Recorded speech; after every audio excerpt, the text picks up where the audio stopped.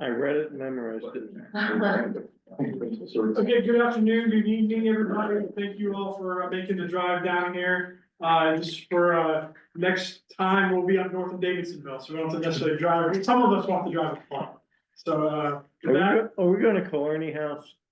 was that? Killarney House? So, You said Davidsonville. we're Farm Bureau is where we're heading there. Oh, yeah. I should take my, I think we're still finalizing everything, but that's the plan now. Again, I'll send in an email with the agenda and everything. all right, excellent. But with that, that's pretty much all I'm gonna say now. I'm gonna pass over to Jesse and we'll keep passing it down the line. So thanks for coming. Thank you. Thank you.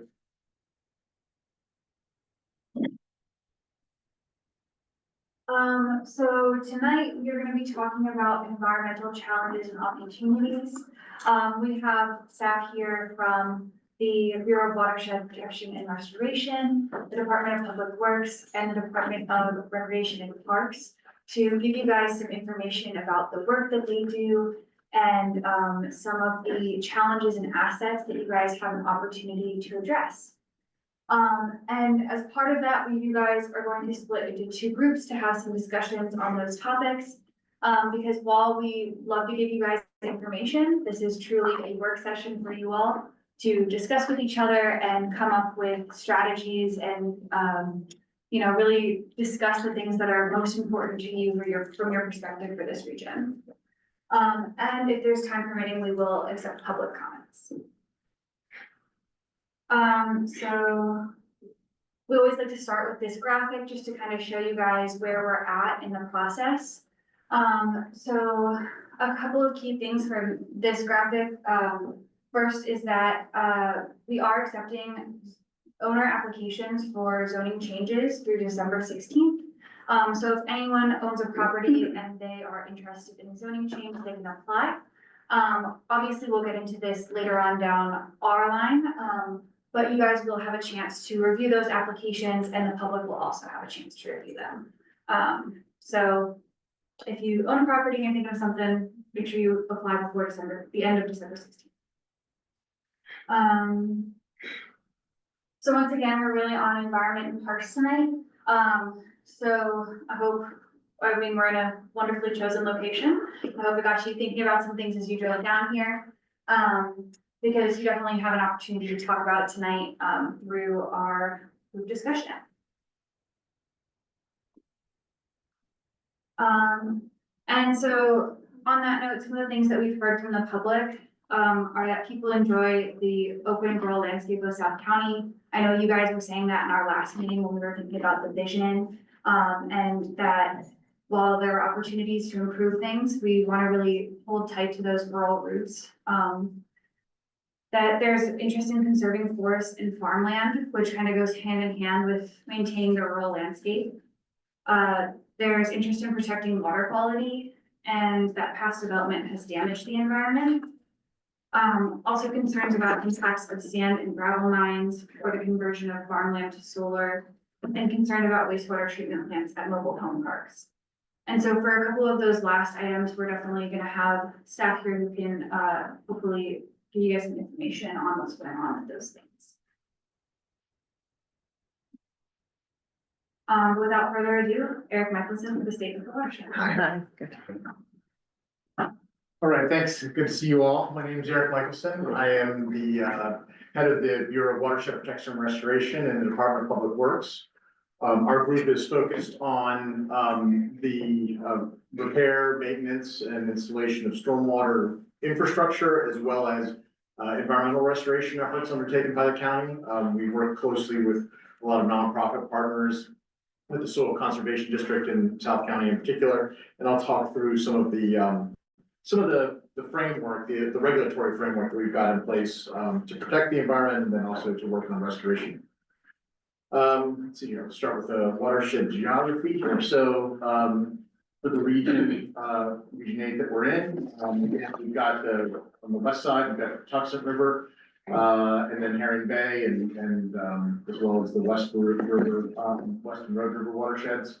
A lot of the county's environmental restoration efforts and regulatory requirements are focused on the more urbanized portions of the county.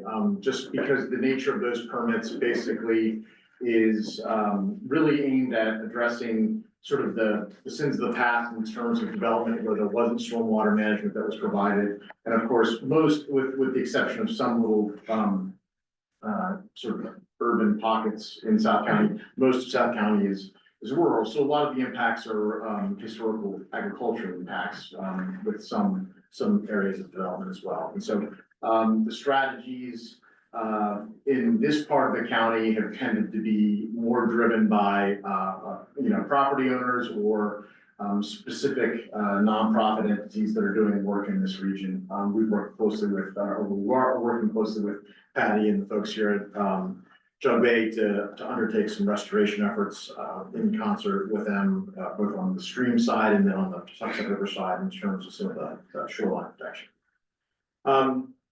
The key watershed issues down in South County here are similar to where they are elsewhere in terms of nutrient pollution. So we're really charged with reducing nitrogen and phosphorus, which are nutrients that fuel algae blooms in our local waterways, as well as sediment. One of the interesting things I think about, I've lived in Arundel County pretty much all my life, is that, even though in South County, a lot of the focus is, and the current land use is agricultural, it wasn't that long ago that almost all of the county was agricultural. And so a lot of what we see in North County, and sort of Central County is actually development mapped on top of the agricultural impacts that happened for hundreds of years before that development occurred. And so even in areas where we've got relatively little development, it's not unusual to see stream degradation like this. Again, mostly as a result of historical land use practices where there was,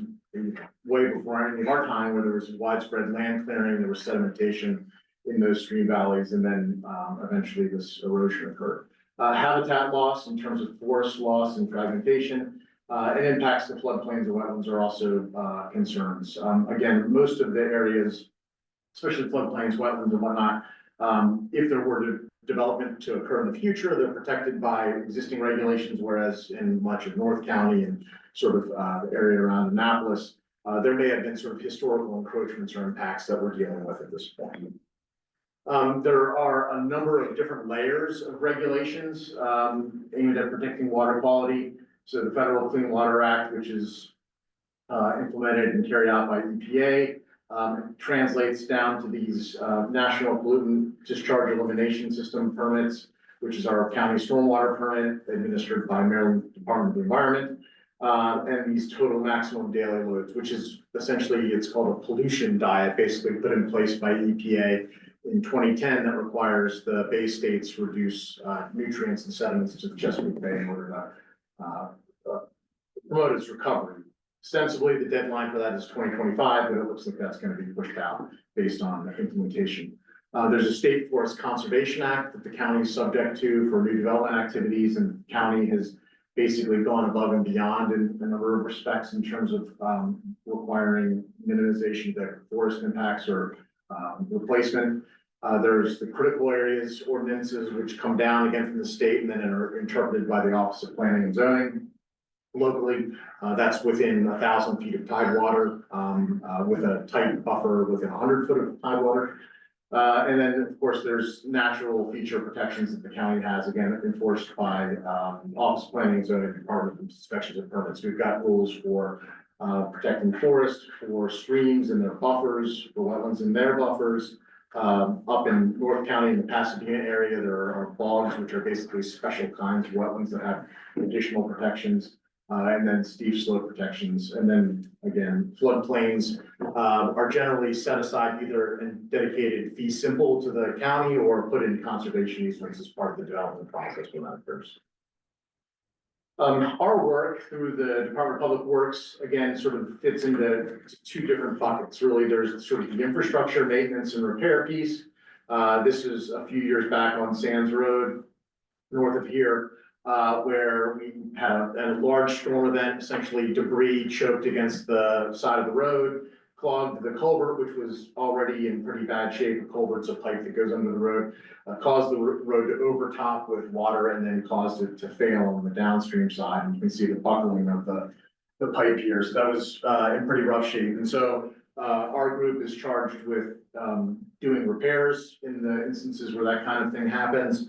We were able to come in basically to line that culvert in place with like a concrete reinforced liner, create a spillway on the side adjacent, and to basically rebuild that road and thing, which saved the county a tremendous amount of money, as well as kept that road, got that road open much more quickly than it would have been if we would have had to come in there, open cut the road, put a new piece of pipe in there. And so one of the things that that's, I don't know that it's unique to our program, but for the program has been in place now since 2013 essentially, and is funded by the dedicated stormwater utility charge called the watershed protection and restoration fee. But before that time, essentially the county was in the position of really only responding to emergencies or sort of catastrophic issues for maintenance, and wasn't able to get ahead of maintenance of this closed storm drain infrastructure in the way that it has been over the last decade. And that mimics, now our program mimics the way that the water and sewer utilities have been run for decades. But there was a time in the early 80s when they were similarly in poor shape in terms of being able to do the maintenance. It was very difficult funding for maintenance and sort of the routine activities when those were in the general fund programs. In terms of stormwater management, the whole practice of stormwater management is actually fairly young. In the 1980s and 90s, basically, there was some consideration given to trying to attenuate flood flows from storm events. And so in some parts of the county, you may see what are called dry ponds. They're basically facilities that were intended to fill up when there was a big storm event and then slowly meter those flows out and basically protect the downstream, either roads or communities from flooding, but really were not designed to provide water quality treatment and were not permanent sort of environmental features. In 2000, MDE put in place the more contemporary stormwater regulations. If you live in a community sort of built in that period from say the 90s or to the 2010s, you may have a large stormwater pond in your community. A lot of times these what are called wet ponds are sort of shunted off to the backside of the community roads, the community homes drain to those facilities, and they provide some level of water quality treatment, and depending upon how they're maintained can be as sort of an amenity or an eyesore. But that was sort of the notion at that point, which was convey that water all to a single treatment spot or multiple treatment spots, and begin to think about water quality treatment. As the practice and science of stormwater management has evolved, it's moved towards what's called environmental site design, which is basically trying to distribute stormwater practices across a site. So to capture the stormwater as close to where it's falling on the ground and ideally get it into the ground or get it into a treatment facility. This is a townhouse community up by Fort Meade that was built in the last 5 or 6 years where they had implemented those practices. Those regulations went in place 2012 and probably started showing up in developments within a couple of years after that. So the idea has been, again, like I say, to distribute the stormwater treatment throughout a community as opposed to centralize it, and certainly not that sort of collect and convey. Our program, one of the requirements of our stormwater permit is that we basically go back into the developed landscape and provide treatment in areas where there was not treatment previously or where the treatment was inadequate previously. We've done that in a number of spots. This is the county office complex over on Riva Road. There had been a wet pond installed when that development went in the 90s probably. We went in and converted it to a stormwater wetland. This is sort of immediately after construction in order to get additional storage and treatment in that facility. This is another similar kind of application. This is off Veterans Highway up in Millersville, where it was maybe a 3-acre dry pond that we converted into a stormwater wetland. You can see habitat for waterfowl provides some of those habitat benefits as well as significant water quality benefits where there really wasn't none before.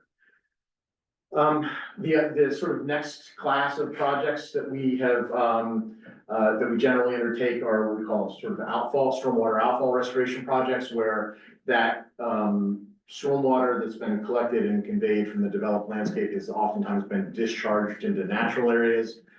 As everybody here probably knows, we don't really have any natural bedrock or erosion resistant material in our, sort of soil profiles for the most part. And so oftentimes that ends up resulting in severe erosion. It's not unusual to see 15, 20-foot gullies that form downstream of these areas where that water's been discharged. And so we go into those areas, rebuild those systems, essentially reinforce them with, stone materials and recreate, a feature that's able to, engineer to hold up to the flows of those developed landscapes. This is taking water from Route 97 and the surrounding area up in Fellowship.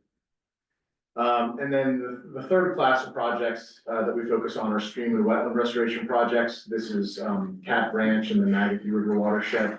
A lot of, especially once you get north of 214, it's not unusual to have sewer infrastructure that's buried in those stream valleys. That infrastructure is oftentimes gravity fed, so they're putting the sewers in the lowest position in the landscape so that they can drain positively. And unfortunately, a lot of times that sewer infrastructure will get exposed as a result of erosion. You can see the pipe here obviously was not installed that way when it was put in. And so we've been able to work in a number of occasions with our utilities group, basically to protect their infrastructure and also to create these habitat and water quality processing features like you see on the right-hand side. This is a drone shot of a project that we've got over in Arundel, Indianapolis. We have a restoration grant program that we run through the Chesapeake Bay Trust. We give about $1 million a year to the trust to administer, and that money is just for nonprofit organizations, can be watershed groups, environmental organizations, HOAs, religious organizations, essentially to undertake projects on either property where they've got the coordination with the landowner or where they've got control of the property. So you can see the variety of kinds of projects that we have funded in the past year. Some HOA rain garden type projects, which are like infiltration devices, a living shoreline project on the South River, as well as a number of other kinds of projects at the Camp Woodlands up on River Road, and some ag projects. This is the one up here in the right-hand corner is with a sod farm property in St. Margaret's as well.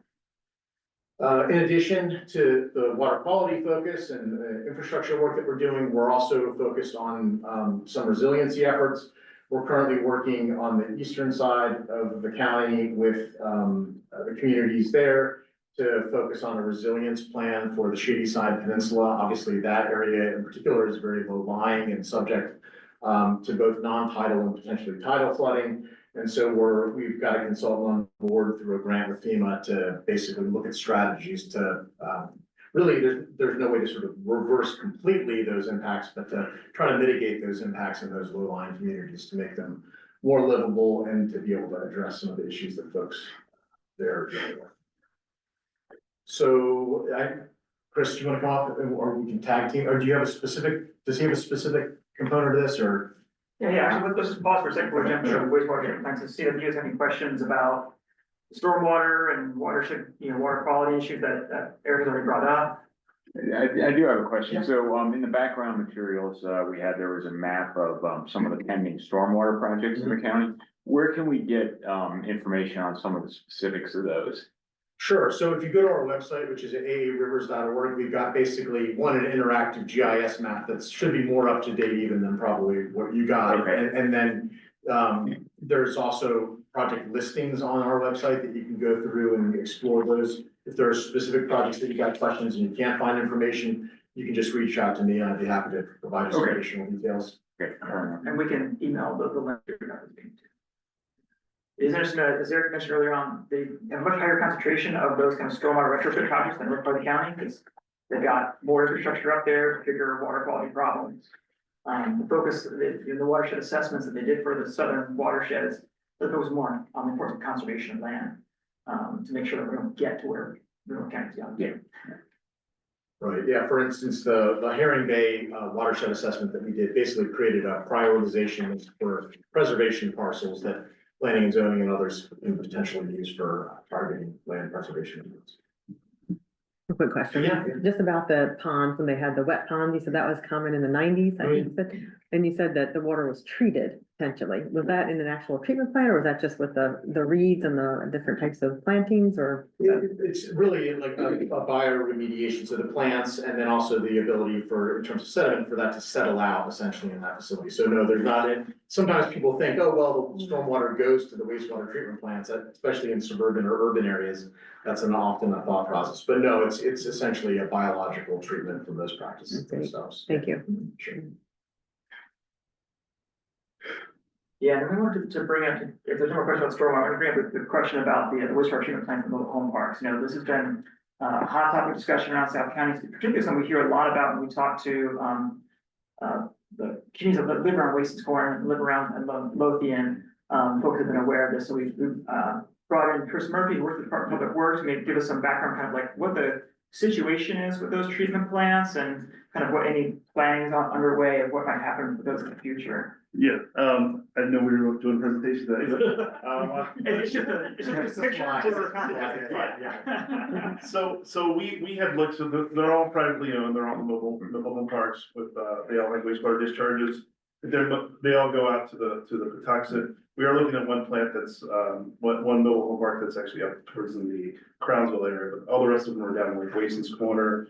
I think there's like Maryland Manor, there's Lions Creek, there's Boone's, Wason's, and there's Patuxent Manor, I think it is. So we've done some general conceptual, I'll call it pre-engineering, put some cost estimates together, looked at that, and looked at the possibility of seeing if the county can take those over. I know, go ahead. Can you explain the problem first? Like, they've got their own treatment plants, what's wrong with them? Okay.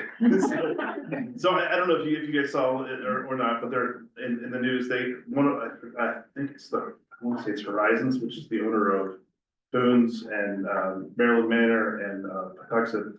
They actually got fined by the EPA like $1.1 million because they're not meeting their permit requirements. And there's permit requirements are actually much higher, they have much higher limits than actually what in the county, what our permit limits are. They're like, I think I want to say they're 18 milligrams per liter for nitrogen, and like typically our wastewater treatment plants that we have, the big ones, they're at 4 milligrams per liter. We try to hit 3, and we're actually doing really well. We're hitting about less than 2 for most of those.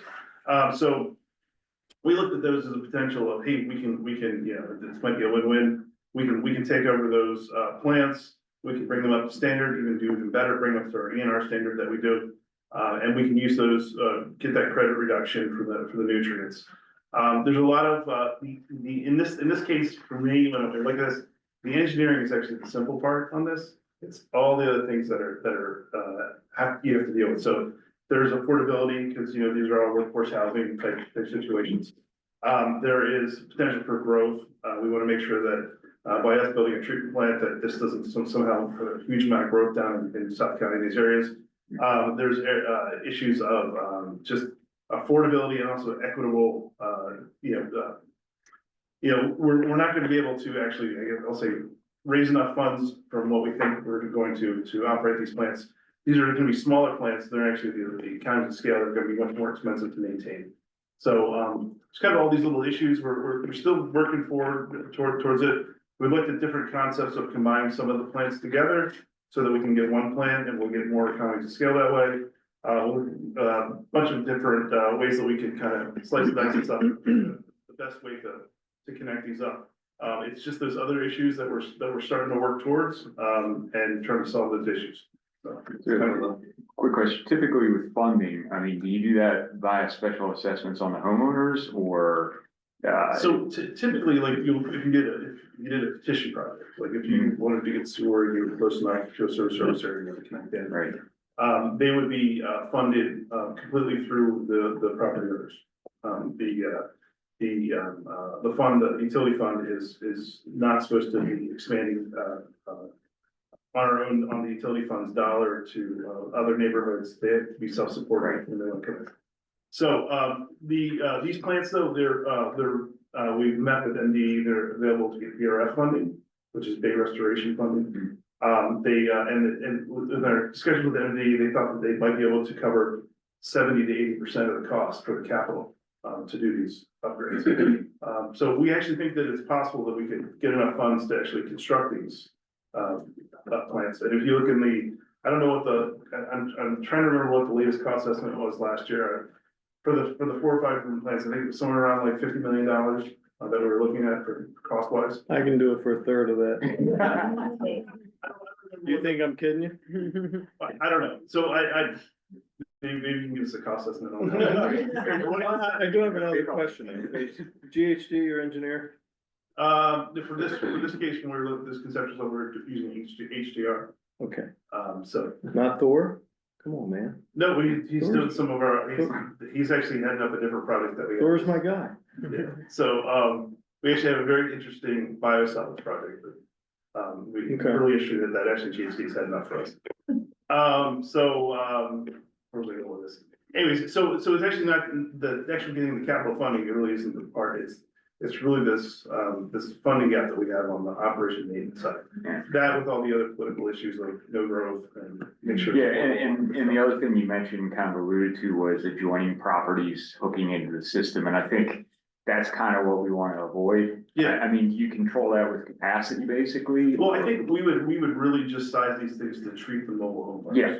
Yeah, and I think, I'm sure that the master planning folks will say that there's ways that we can do, restricted access sewers. So we would go ahead and do that. And the ones that we were looking at connecting up, you would, if you were gonna connect up, you'd be building a large pump station with a force main, it wouldn't be a gravity connection to the one. So there's a limited growth potential out there, so. So would you be utilizing the existing facilities and then expanding them, or would you be going to a totally new facility? We would be building new. It might be right adjacent to the existing facilities. But it would be new. There are a lot, we went and looked at all their infrastructure, a lot of it's really aged out, we wouldn't really wanna. Yeah. Yeah, it all needs to be replaced. Yeah. So none of this cost is borne by the owners of these parks or the people that live there? No, there will be some, we just haven't quite figured out, we haven't solved those problems yet. Yeah, there will be, there will be some.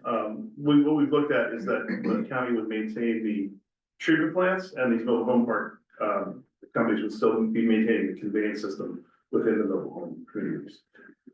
So, there is that, and then, yeah, then we would be looking for some of the, funding to be coming out of the mobile home communities, but so, like I said, large portion of that can be covered with Bay Restoration Fund, so so the capital is not the issue, it's the operation and maintenance. Yeah. It's the big piece.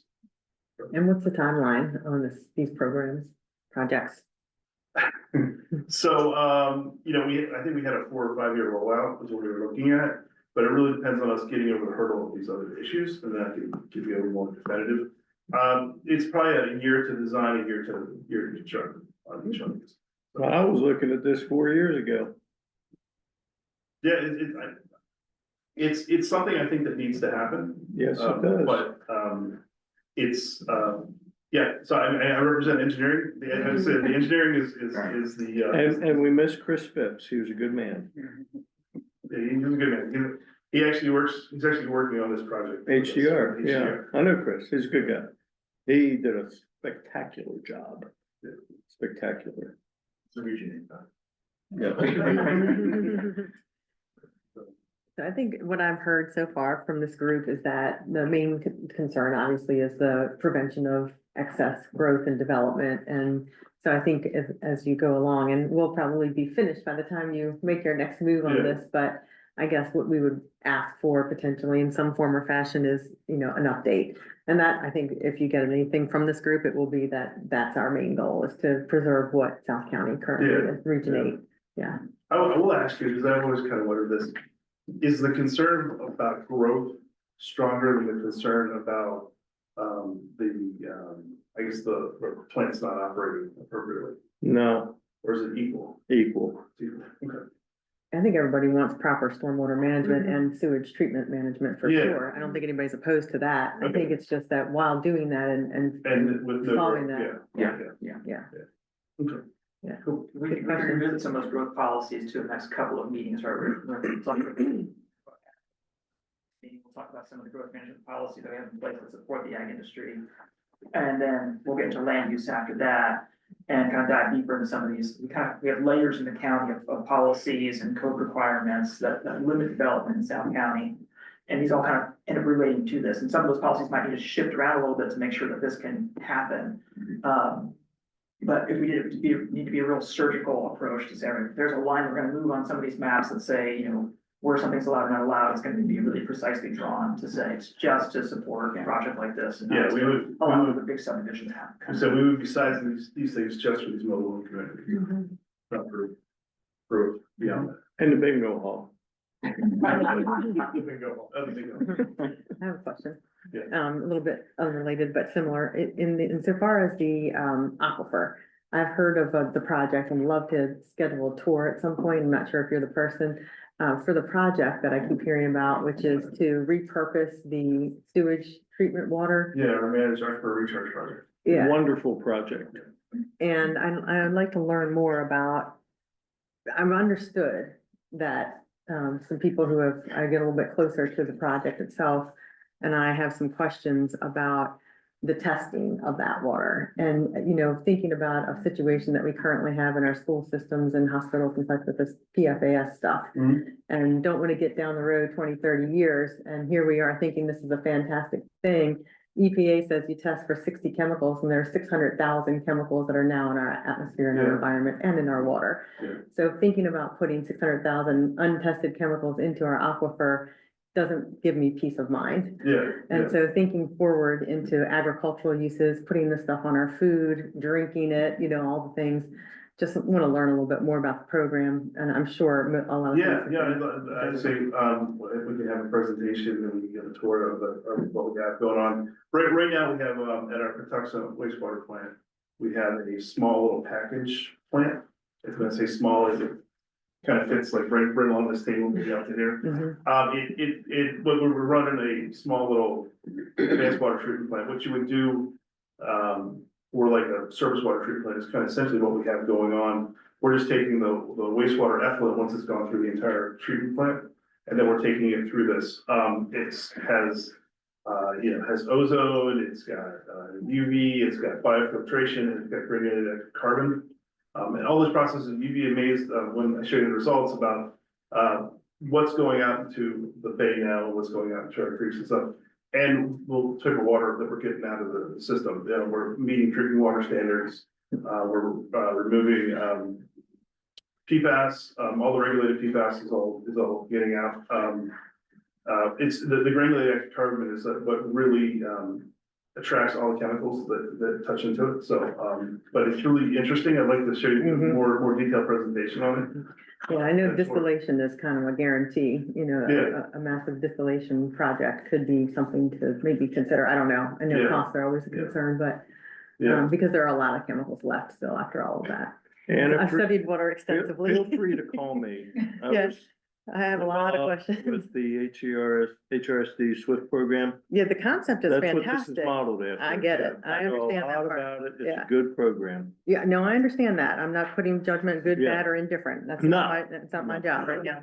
I'm just curious about Yep. some certain things, that's all. yeah. I mean, so right now we pull out 36.5 million gallons a day out of the aquifers, and we kind of want to figure out a way that we can start finishing off the water cycle and putting that water back. And the land sinks.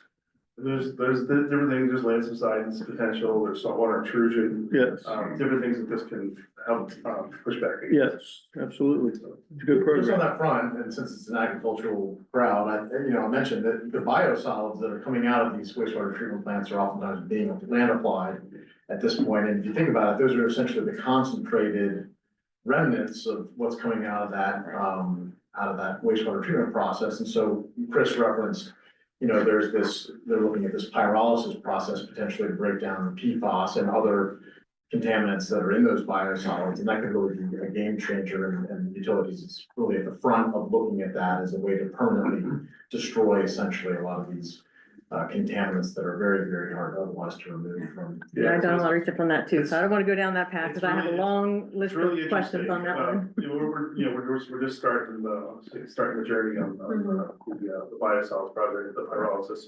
But essentially, we've been to visit a couple plants out in the west coast and up in Pennsylvania. Just, sort of in its infancy, in the US. But you basically, you heat up the biosolids, and without oxygen, and, it, essentially turns the biosolids into a charcoal-like product called biochar. What are you looking at, Canby? No, it's not a Canby system, it's Oh. just, it's without oxygen. It, basically, you heat it up, and, make it simple, you capture the gases. Who's use those the, gases, and then you. who's the manufacturer, if I may ask, because I never heard of this? There's like 4 or 5 different, manufacturers. Okay. You can look at, there's like Eco Remedy, there's Pyreg, there's Pyrocal, there's, Okay, what's the other one? Aqua Green, there's a bunch of different systems out there. yeah. We took tours this year to look at the different. Good, no, you guys are progressive, I'm But very, it's I'm, really interesting, it destroys all the PFAS. Yeah. It's a energy neutral, hopefully it'll be an energy neutral, process. Basically, you heat it up, get the gases off. Yep. Take those gases that you use as fuel, keeps heated up. And then basically you destroy all the, evil chemicals, let's say, the PFAS, everything like that, in the biosolids, and then it creates a char product, which, you can use as either soil augmentation, amendment, or you can use it for, filtration. And it reduces the volume of biosolids. We have 90%, so it's turns to show up with 100 tons, reduce that down to 10 tons of material. it's like Bloom, right? Bloom is, That's DC Waters project. It's not problem. compost. yeah, it's not compost. Oh, it's not, No, it's not compost. It's, okay, it's kind of like charcoal. It's kind of like Really? a little micro charcoal. okay, interesting, But, that's cool, man. It's a really neat project that we got going. You can tell where my world is. So. That's interesting, yeah, that's great, thank you. Very interesting. Thank you. Are there any other questions for these Yeah. 2 experts up here that we've got? I'll be sitting right here. Next thing I wanted to bring up is Call me. kind of hot topic for I South haven't built County in 9 is months. the issue of, solar, power facilities on farmland. And, this has been a big controversial topic. It's something that you guys might want to consider, kind of craft some kind of recommendation to the plan about kind of what your position on this topic is. And, you want to provide some context or I can try? Well, I can try. So this is not my wheelhouse, although I've been involved in a few, projects that have been examined. A lot of the regulations for solar setting on ag properties are actually state regulations, and so the county basically just has to adhere to those, pretty much, verbatim. For projects below a certain size, I think the county maybe has more authority, but really in order for them to make sense at commercial scale, they've got to be above a certain size. I think, in terms of a county executive's perspective, obviously, he's a South County guy. He's got his roots in the ag communities. I think he wants to sort of walk that line between being able to protect valuable ag land, but also recognizing sometimes there's a time and a place for it. There's a project on Sands Road, I guess it's probably just north of here or whatever, that's being explored. It was an old, I think, hog farm that had been laid fallow for a while and was in pretty rough shape, and some folks came in and bought that property and were looking to turn it into solar. And I think generally speaking, there's been some supportiveness of that kind of thing, but not looking to turn all of the ag farms in South County into solar, but trying to find sort of a balance between pushing and allowing for renewable energy, allowing landowners to be able to generate some revenue from their properties potentially, while at the same time protecting agriculture in South County is really the focus. But I think if this group were to weigh in along those lines, that would certainly be helpful as well. And to add on to that, and I've mentioned this during our kickoff meeting, I think from my understanding, what I've heard of conversations with the state during the legislative process, this next session is gonna make a big impact on solar. So I would highly, if you have strong feelings or strong thoughts, I would recommend reaching out to your representative and state senator and seeing if they have anything going on and, working with them. But as Eric was mentioning, a lot of it is gonna be what the state says at this time, but given that it is a state regulation, I think there's a lot of stuff this group can do regarding the plan and at least the idea for the future, because as we know, regulation can change and all that good stuff, but this plan, if this is here for the next couple of decades and a long-term vision, I think anything you guys want to add in, it would be very beneficial for the long term. Region 8 vision. Kind of a stray question. Yeah. From a stormwater perspective, are these solar panels considered impervious surface? No, it's a good question. I think generally speaking, they're actually, as long as they've got a clearance, they're not treated like impervious surface. And that's really the edict from the state in terms of how that's treated. So X inches apart or whatever. so Yeah, the- they basically, it's gonna be drip on the ground. Of Yeah. course, if you've got concentrated flows, that can create issues and the soil may be Mhm. compacted in a way that's not an issue. And so we've been talking with folks like, Friends of Herring Bay and some others who are interested in that topic about, at a minimum, could the county potentially require some kind of soil augmentation Yeah. beneath the panels, so you've got guaranteed infiltration in a way that's, not clustered practices, but you've basically got acres there that can infiltrate that water into the ground very quickly. While we've got this picture up, it just kind of reminds me, and maybe I'll just throw it out to you folks, because I suspect you're connected to the broader community. The county's always looking for reforestation opportunities. There's the land that potentially can be reforested by and large is in South County, and I recognize again, there's agricultural interest in preserving some of that as agriculture. But if you're aware of, or you come across properties that are kind of marginal or parts of properties that are kind of marginal from a arability perspective, there's tons of money both from the state and from the county government to potentially pursue reforestation efforts. That's not just planting trees, that's potentially compensation for like permanent easements on parts of properties. So, the county doesn't want to be heavy-handed about it, but if there are folks who are interested in that as a opportunity to augment their property or to become a part of a revenue stream, that's a very real possibility at this point in terms of what the funds are. Yeah, one of my concerns with solar farms is what's behind it. And it's not about clean energy, it's about the increasing need for data centers, et cetera, which of course we definitely don't want down here in South County. So I hate to see it painted under the guise of clean energy. Yes, it's clean energy, but why is the increased capacity needed? And I think we kind of need to think about that. Yeah, I mean, the state has sort of a ever ratcheting down renewable portfolio standard that it's got. So that, I think that's probably that's driving a lot of the market in terms of people coming in and being able to sell renewable credits to the power companies and whatnot. Just to get on my soapbox a little bit, I feel like, we've got, for instance, Calvert Cliffs, not too far south of here or whatever. And that's not eligible, for instance, for like a carbon-free credit, opportunity, but maybe there's an opportunity to sort of look at something like that as opposed to forcing, really trying to push heavily for these land consumptive activities, but. That's my Quick question, can we go back to the conversation just prior to that about, anyone that has like land that they may be interested in handing off to the county, is there a minimum in terms of acreage for that? I would say, probably it's gotta be like, if let's say this is your property and you've got an acre or two that you plant, that's probably, there probably is almost no minimum in terms of what could be done there. If you're looking to sell a piece of property or to sell, you're probably, again, I'd say you'd probably be looking at a 5 acre minimum or something like that. But for planting activity on a property that you otherwise want to retain largely as is, there's not really a minimum. So I'm sorry, you still have the conservation easement program though. If I developed a home in the critical area. Yes. Down in New Beach Road. And the guy that sold it to me had put like 6 acres out of 9 into a conservation easement. Right. And then he proceeded to sell off development rights to other people that needed it, even the county, even after I owned the property, he kept selling the development. Yeah, another issue, and then he declared bankruptcy. Anyway. There is a possibility. That's still a possibility, especially if you're in a critical area.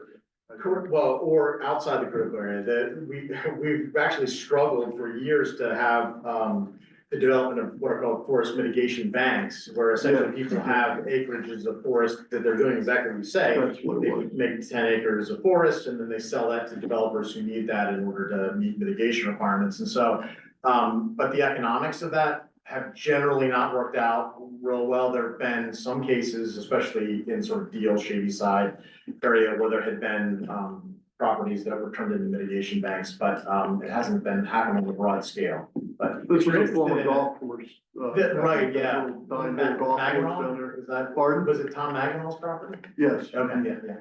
behind where the Blockbuster was. Okay, yeah, yeah. I mean, it's happened so few times that I know the one or two people Yeah. who've been involved in it. Still was finding golf balls out in the woods. So, but if you're interested in that topic, you can reach out to me and I'd be happy to have a longer conversation. It's gone now, it's sold. Okay. I think with that solar, yeah. quick thing, I know that in the Ag Commission, we were presented with a study that was done by St. Mary's. And St. Mary's apparently contracted with Chesapeake Bay Conservancy. Yeah, Conservancy, and they did a study of the entire county of St. Mary's to determine what areas that were available that would not impact something else that was usable for farming or any other thing. So they looked at rooftops and parking garages and landfills and things like that, and they found enough space to accommodate the requirements into the future for these renewable energy needs. So I was able to have a conversation with our county executive, and he noted that they would be doing a study. However, I believe that the plans changed a little bit from that, outside third-party study to some sort of an internal study. Has that begun, or? It's been talked about for a while, and I think planning and zoning is undertaking that effort, right, or? Well, the Resilience Authority. Oh, yeah. Is doing a study looking at county assets. Again, okay, now how can we repurpose the parking lots and rooftops that the county has to be able to generate renewable energy on that?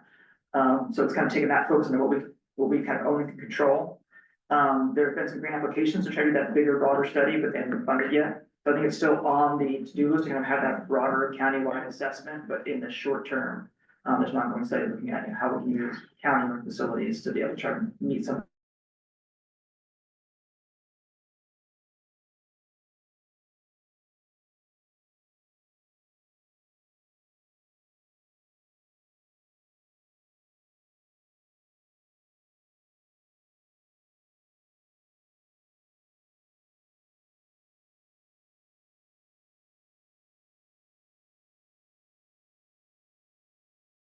Share the feeling that I've gleaned from this group, and of course from the Ag Commission, is that in theory, renewable energy is a great concept.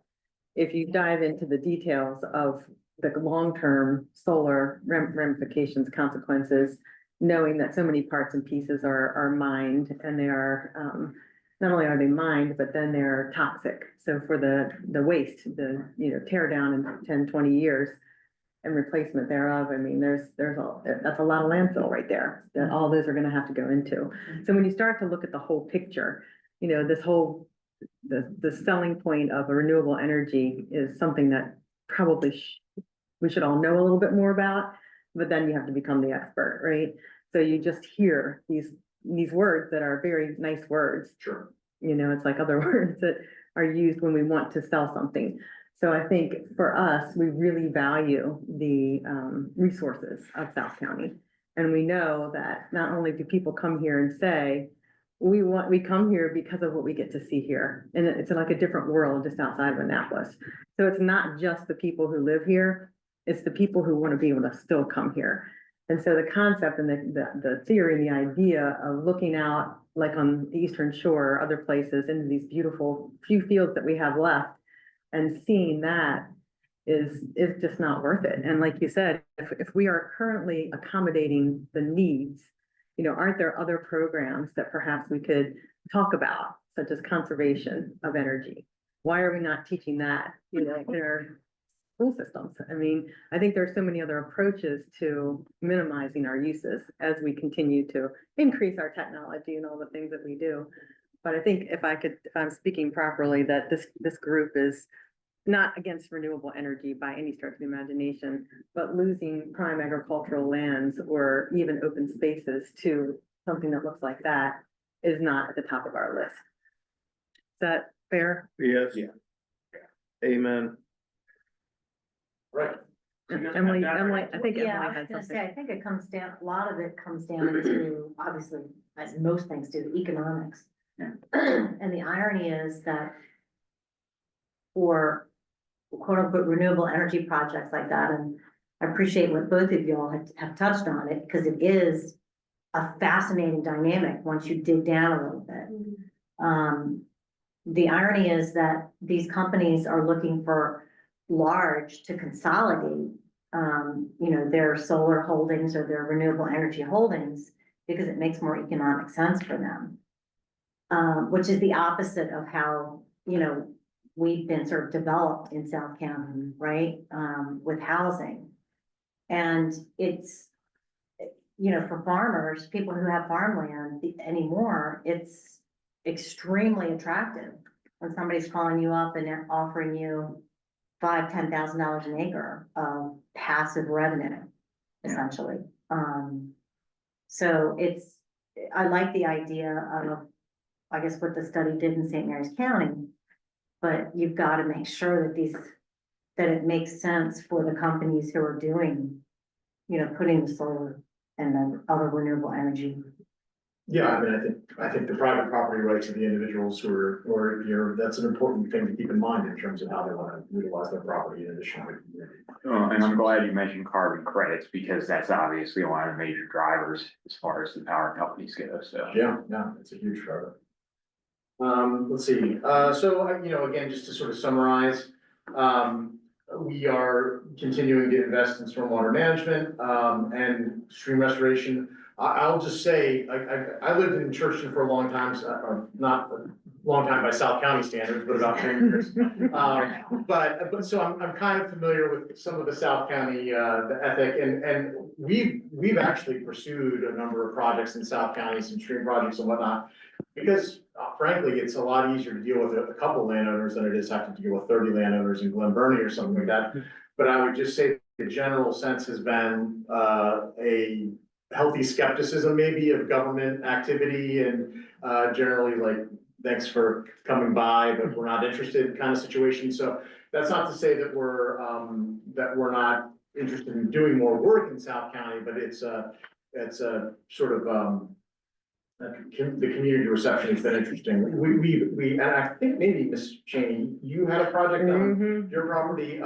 We've got a program where we have sort of a design build contract where the contractor basically works directly with the landowner and does work that the county can take credit for, and has had more success in South County in terms of finding people who either own agricultural properties or large properties that they're not doing ag on, and it's an opportunity to fix existing resources that may be impacted on that property, and sort of a different alternative approach. So we're interested in doing more in South County, but it's been a bit of a challenge. We work with our highways group to look at opportunities for when there are bridge replacements, and there are lots of bridges over some of these stream systems in South County, to try to potentially rebuild those in a way that they're less at risk of flooding. And then obviously, as Michael had said, we're really focused on preservation, working with the other land use agencies. Resources that already exist, so. And this like kind of dovetails in what you've been doing as you've been having this conversation, like what might this group want to say in the plan that kind of builds on these ideas. So kind of in that other bullet there, we can add something on like what we just talked about with solar. What we talked about with the wastewater treatment plants, and start to kind of craft that into language that you guys can then review and see if that kind of aligns with your thinking. We can discuss that further when we get to meetings, kind of have some small group discussions on details on these topics. So before we get into the rec and parks, I was just so excited to talk about the environment tonight. I forgot to ask you all to approve the agenda and the meeting minutes of last night. Get a motion for that real quick. I'll just back to my table. So where are they? Do we have them somewhere? They were sent out, okay. So, do we have a motion to approve the minutes from our last meeting? Motion approved. Motion moved, so moved, and, okay, second, and now all in favor? Opposed? Okay, minutes are passed. Thank you. Go the initiative side of things? Yeah, go ahead. Okay, let me introduce Erica Jackson. She is the deputy chief for our Recreation Parks Department. We asked her to come in and talk about kind of the portfolio of parks that we have in South County, some of the projects they have upcoming in the planning, in the capital budget, things looking ahead to the future. Can I ask? one- Yeah, that was a good TV show, man. The sub watersheds, was that all the things listed on that first map that you showed us? Yes, Okay. that's correct. Yeah, so each water, or well, there are sort of major river segment watersheds, and then within those, the creeks or whatnot are considered sub watersheds. Okay, thank you. Good afternoon, everyone, or good evening, I should say. I'm Erica Matthews. I'm the Deputy Director for Recreation and Parks. Hi, Erica. Hello, John. I just want to thank Patty and her team. Patty's back here in the corner. She's the park superintendent here, hosting you all tonight down at John. Thank you. Is there a different?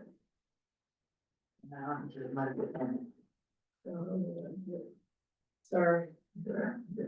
Oopsie. You know, it's always one. Erica, Erica, it's all good. Sorry about that. There we go. Got it. All right, so very quickly, I just wanted to highlight, there are 18 parks in this area. What's not listed on here are state, federal installations or Board of Ed properties. This is truly just recreation and park land. In this region, we have 2 recreational centers, Davidsonville and South County Rec Center. Totals of just under 3,000 acres of parkland and over 2,200 acres of natural parks. We have 3 parks in the area with car top access and 5 additional sites that provide direct water access to major tributaries. Online, we do have a map that's called our Park Finder app. And if you click that, it'll tell you what parks in your neighborhood, and you can hunt for activities by amenity. Some of Is the that only in Arundel County parks or? Yes, The that's park just finder for us. include everything? That's just it. Well, it's everything. It's Board of Ed, board, school properties, everything in the county, not just pieces that we manage. Recent purchases was 4162 Sands Road. We added 29 more acres to the Patuxent River Greenway. And we have paperwork in with the state to acquire 2 more acres to expand Jug Bay. We don't design in a vacuum. So we start our design through the Land Preservation Parks and Recreation Plan. It's a 5-year plan that's done. The good news is it's time for us to get ready to get started again. So 2026 will be starting for 2027. It's a series of town hall meetings, surveys, where we come out to the community and we say, hey, what do you guys all want? Tell us what your needs are. We study it based on proximity. So it's a relationship to where the amenity is located to where the people are. North County, where the population is a lot more denser, we use a 1/4-mile catchment area. Down here in South County, it's 5 miles. So it's a huge difference. Yeah. I mean, some of you properties are 1/4 mile, I'm still standing on the same property. So the catchment doesn't quite work. In my world, I sort of say, South County starts before 214 on the map. Sometimes if you look at D7, and I say north of 214 is sort of North-South County, and their needs are a little different than South-South County. So we do try to take that into consideration. We did a campaign recently called the Plan Your Parks campaign. When we did that campaign, we went out and just surveyed. We had about 10 parklands that are underutilized. And we're like, all right, what should we do with these? And we have needs that have been identified. Can the community tell us what they want? So Riva Area Park garnered 504 responses. Central Avenue got another 13, almost 13, a little more than 1,300. Riva Area Park was an interesting one because of where it's located and what it's covered. So it's fully wooded area that's right on 214. The department has somewhat gently agreed not to develop in the Mayo Peninsula area because of the traffic on 214, which prevents us from developing the Mayo WR site into recreational parkland. Central Avenue is right there. It'd be great to turn it into something, but then we have to balance those environmental, benefits and taking down all the trees for, is this something that the community actually wants to build? So that one's a little trickier. Riva Area Park is a developed park. There are a couple of areas that are left over there. Some of the responses there were more fields, a track, and a couple of other things. Right now, we don't have plans to move forward with either one of these two locations. We're kind of focused on a couple of other projects in South County. The third tool that we sort of use consistently is green infrastructure, and I'm not sure if you guys have touched on that. But that's another planning document that we use. So recently we completed invasive removal at Jeff Bay of about 200 pounds of Japanese silkgrass and a little bit more than 1,000 pounds of porcelain berry. So we do try to maintain what we have and keep it in good shape and remove the things that don't need to be here. I have a quick question before we move on from the land preservation parks recreation plan. You mentioned like the proximity analysis and the equity analysis. Are there any areas in kind of South County that kind of popped up as being areas of high need for that equity or proximity? No, everything sort of hits that 5 mile radius, which is a little hard to explain to somebody that we don't have a pickleball court at this location, but in 5 miles, if you go over here, it's there. And I get convenience and wanting everything in the neighborhood, but that's sort of the basis of the design, and we sort of build from there. Thanks. So we also have a web page where our capital improvement projects can be found online. The graphic at the top of the page sort of represents our process. So project inception is the yellow, that's the far left on the page. And it identifies a need. So a need would be identified in an LPPRP. It could be identified in what were formerly known as small area plans. Budget town hall, somebody comes up and they ask a question. So we start to look at things and we start to study them. Sometimes we do studies just to get smarter on the project. It doesn't necessarily mean that the county is actually going to move forward with that plan. So up on the screen, I have Jug Bay, which is where we are, and that's the one that's on the bottom. And that's for the work that's happening out here. The boardwalk repairs are nearly complete. We are trying to get this overlook repairs done. That's the next piece. Then we've been working to create sort of a new campground area here on the Emery Waters, which is on a different parcel of land out here. And that would include the new cabins, repair the pier, kayak storage, and some additional trails on that side. Davidsonville Rec Center is an interesting compound, and that's the one that's the little building over there in the green. As you can see, there are several unique users in this building. It's radio tower, fly fishing, kennel, dance club, childcare. And none of these activities are Anne Arundel County Rec programs. So it sort of creates a weird thing that we have happening here. This property is left over from the military, and there has been no improvement since the county got it from the military. So it's been like 40 years of use. It's in pretty deplorable shape at this point. So we've done a study and we've assessed it and determined that it's not in the best shape possible. Our plan is to start the design to figure out how do we better utilize this space.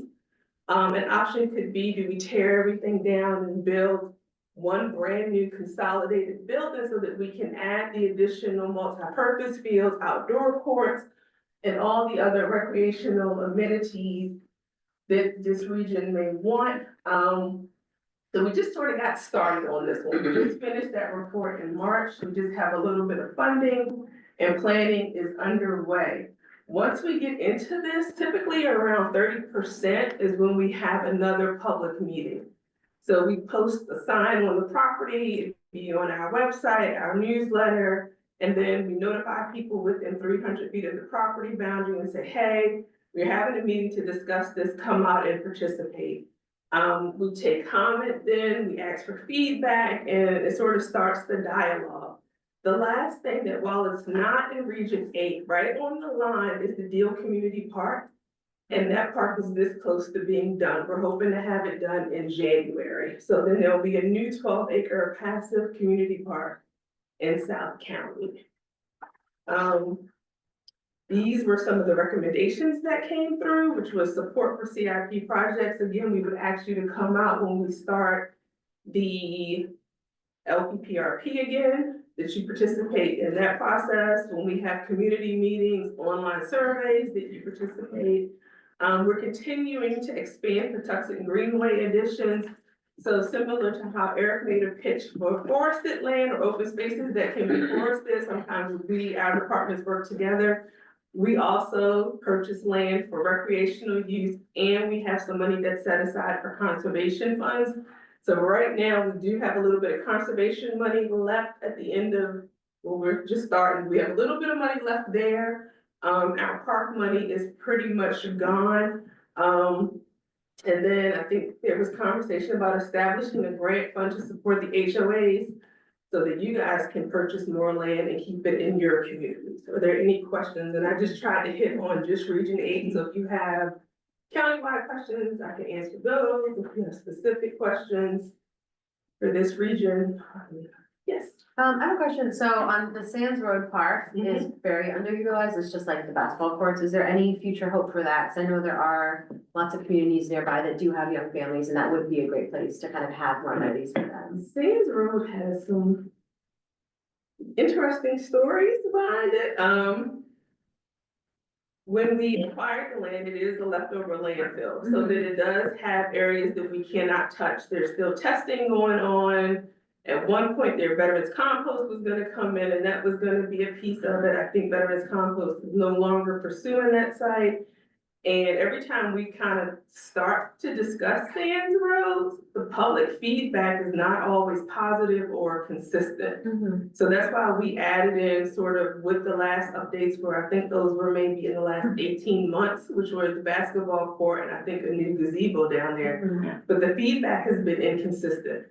So we just need more of a consistent voice to figure out what to do with the rest of it. That's interesting. That's a kind of equity issue I've heard people say, like, we had a meeting a couple, months ago with Church of God, over in Lothian, and they come around and say, hey, how can we go up to Davidsville Park? And that's got ball fields over it, looks beautiful, and then we come, in our neighborhood, Sands Park has nothing. So that's kind of one voice you're hearing, can't we develop this, and I'm sure you're hearing others saying, leave it alone, the roads can't handle additional traffic, it's not safe to turn in and out of it, we don't want anybody else down, I mean, so it goes back and forth on where the argument sort of lands. One of the things that we got is, when we've been talking about a new swim center, people started asking for a pool in South County, and I'm going, where am I supposed to get the water from? Where am I? So it's to balance that request is, you know, you guys want the same things that everybody else in the county wants, but the infrastructure sometimes makes it a little bit harder or a little bit more challenging. And then we have to, as Chris mentioned, sort of find that sweet spot where it's just enough infrastructure to get that thing that everybody wants without bringing all the extra cars, but Brecken Parks brings cars. So I mean, it's a little give and take there. I want to be selfish and ask about the Davidsville Rec Center, because that's right by my house. I could sit on it from where I live. I understand that there's a big plot of land that the county just procured next to the rec center, about 100 acres on the same, no, maybe it's not Parks and Rec. Okay. Like 100 acres is gorgeous land, but, okay, I'll be attending that meeting for sure about the rec center, because it's dangerous to get in and out of. A lot like there's that park. Yeah. Yeah. In the neighborhood. Yeah. No, it's not on that same road as if you're going back. Oh, back. Yeah, and it's got. Who bought the 100 acres? So the guy that I'd argue the traffic there, like, because because it's in the neighborhood, it would be more challenging down down in, Sands Road where it's like off like a roadway for people are already driving on. Yeah, What's the so big what's it complaint say, about Tri-State, safety? Tri-State? That's beautiful. no, it's a big boating company, like, I don't remember, like a big boat store bought it and then sold everything but 2 acres back to the county. So what topic are we Oh, going to sorry, move to so now? we're just chit chatting about. Oh, very good. Any questions? Well, no, actually, I was still following up on that. So, Yeah. like, if the county bought the 100 acres, Well, I don't But think it might that not was be enough. Parks and Rec, it may just go. well, I know, back but into if the this. county did, can you talk to figure out what department bought it in the county and? I can ask Central Service. Yeah. Honestly, acquire 100 acres next to Davidsonville or something. Yeah, it's literally like probably the next lot over. It had 2 houses on it, a big white house and a little one, and then they sold everything but 2 acres back, and then like the 2 acres had been like sectioned off. Any other questions about? I'm looking on Google Maps here in Luton's Landing Wetland Park. What's Oh. the deal with that? I made a couple of notes because I don't know all the parts in detail, but Woody's Landing, I have that as, it's Okay. 160 acres, and right now there is a fishing pier. So you Yeah. can fish Okay. at that location. And that, Maryland Manor there. and that Right, picture that we right. showed earlier that had a public health risk sign, Yeah. that's right next to the discharge pipe from. From the- Yeah. Wow. So yeah, you can go down there and fish, I've seen people fishing down there before. And that one was only open a few years ago, I think, or at least officially signed anyway. Right. Right, in Maryland Manor is the RV park, is that what it is? It's a. No, that's- Mobile home park. Yeah. Manufacturing. Yeah, yeah. Where, another question I had is where does the potable water for these, parks come from? Like Maryland, is it one centralized well then, or? No, they probably have multiple wells? individual wells, I don't know, I don't know Yeah, what we the built distribution individual system. wells. We Really? try to- For each one of the- Be For the on- parks or for the mobile homes? The mobile homes? Oh. I'm sure they probably have a centralized well. Yeah, that's- They probably do, Yeah, I would yeah. think so. But it's a private system, so I don't know. Yeah, 'cause you have, 300 or 400 pipes in the ground. Yeah, yeah. If it was an individual. I've heard secondhand that actually ends up becoming one of the issues of cost of living in those places too, right? That there's the land rent. Where they're actually on the land, they're sitting, Yep. the mobile home is sitting on. And then too, those utilities, I've heard Yeah. stories of, I don't know if they were in, which one it was at, but people saying that they were prohibiting people from putting any kind of catchment of rainwater in their house, next to their house, because they were charging so much for water, people were trying to get like Yeah. water to bear, where they'll wash their laundry in or something. And so people kind of get squeezed on the costs of living in these places. While we have Eric, I want to call a question. We had that note up there, this discussed actually in the Region 9 process, and this came up in one of our last meetings too, about, there's interest in kind of these big parks like Sands Road, but also, I think I've seen. Small, like, yeah, small. little smaller parks in your neighborhoods. Yeah. And, I wonder if, Eric kind of speak to kind of the challenge for our Recreation Parks Department of having like a lot of small parks across the county for management purposes and. So similar, I'm gonna piggyback off of what Eric said, the small little teeny quarter acres and tiny, like your HOA size lots. They don't really serve a large population. Those are truly made to serve your communities. Our maintenance teams are very small. We have 4 teams that serve the entire county. I think my southern district, which takes care of all of the parks in South County, except for the regional parks, similar to like Jug Bay, where they have their own staff, might be 6 people to maintain all of the parks. So when we start to add those smaller, I'm not even gonna call it a pocket park, because those are smaller than what I would consider a pocket park, that does become an operational drain.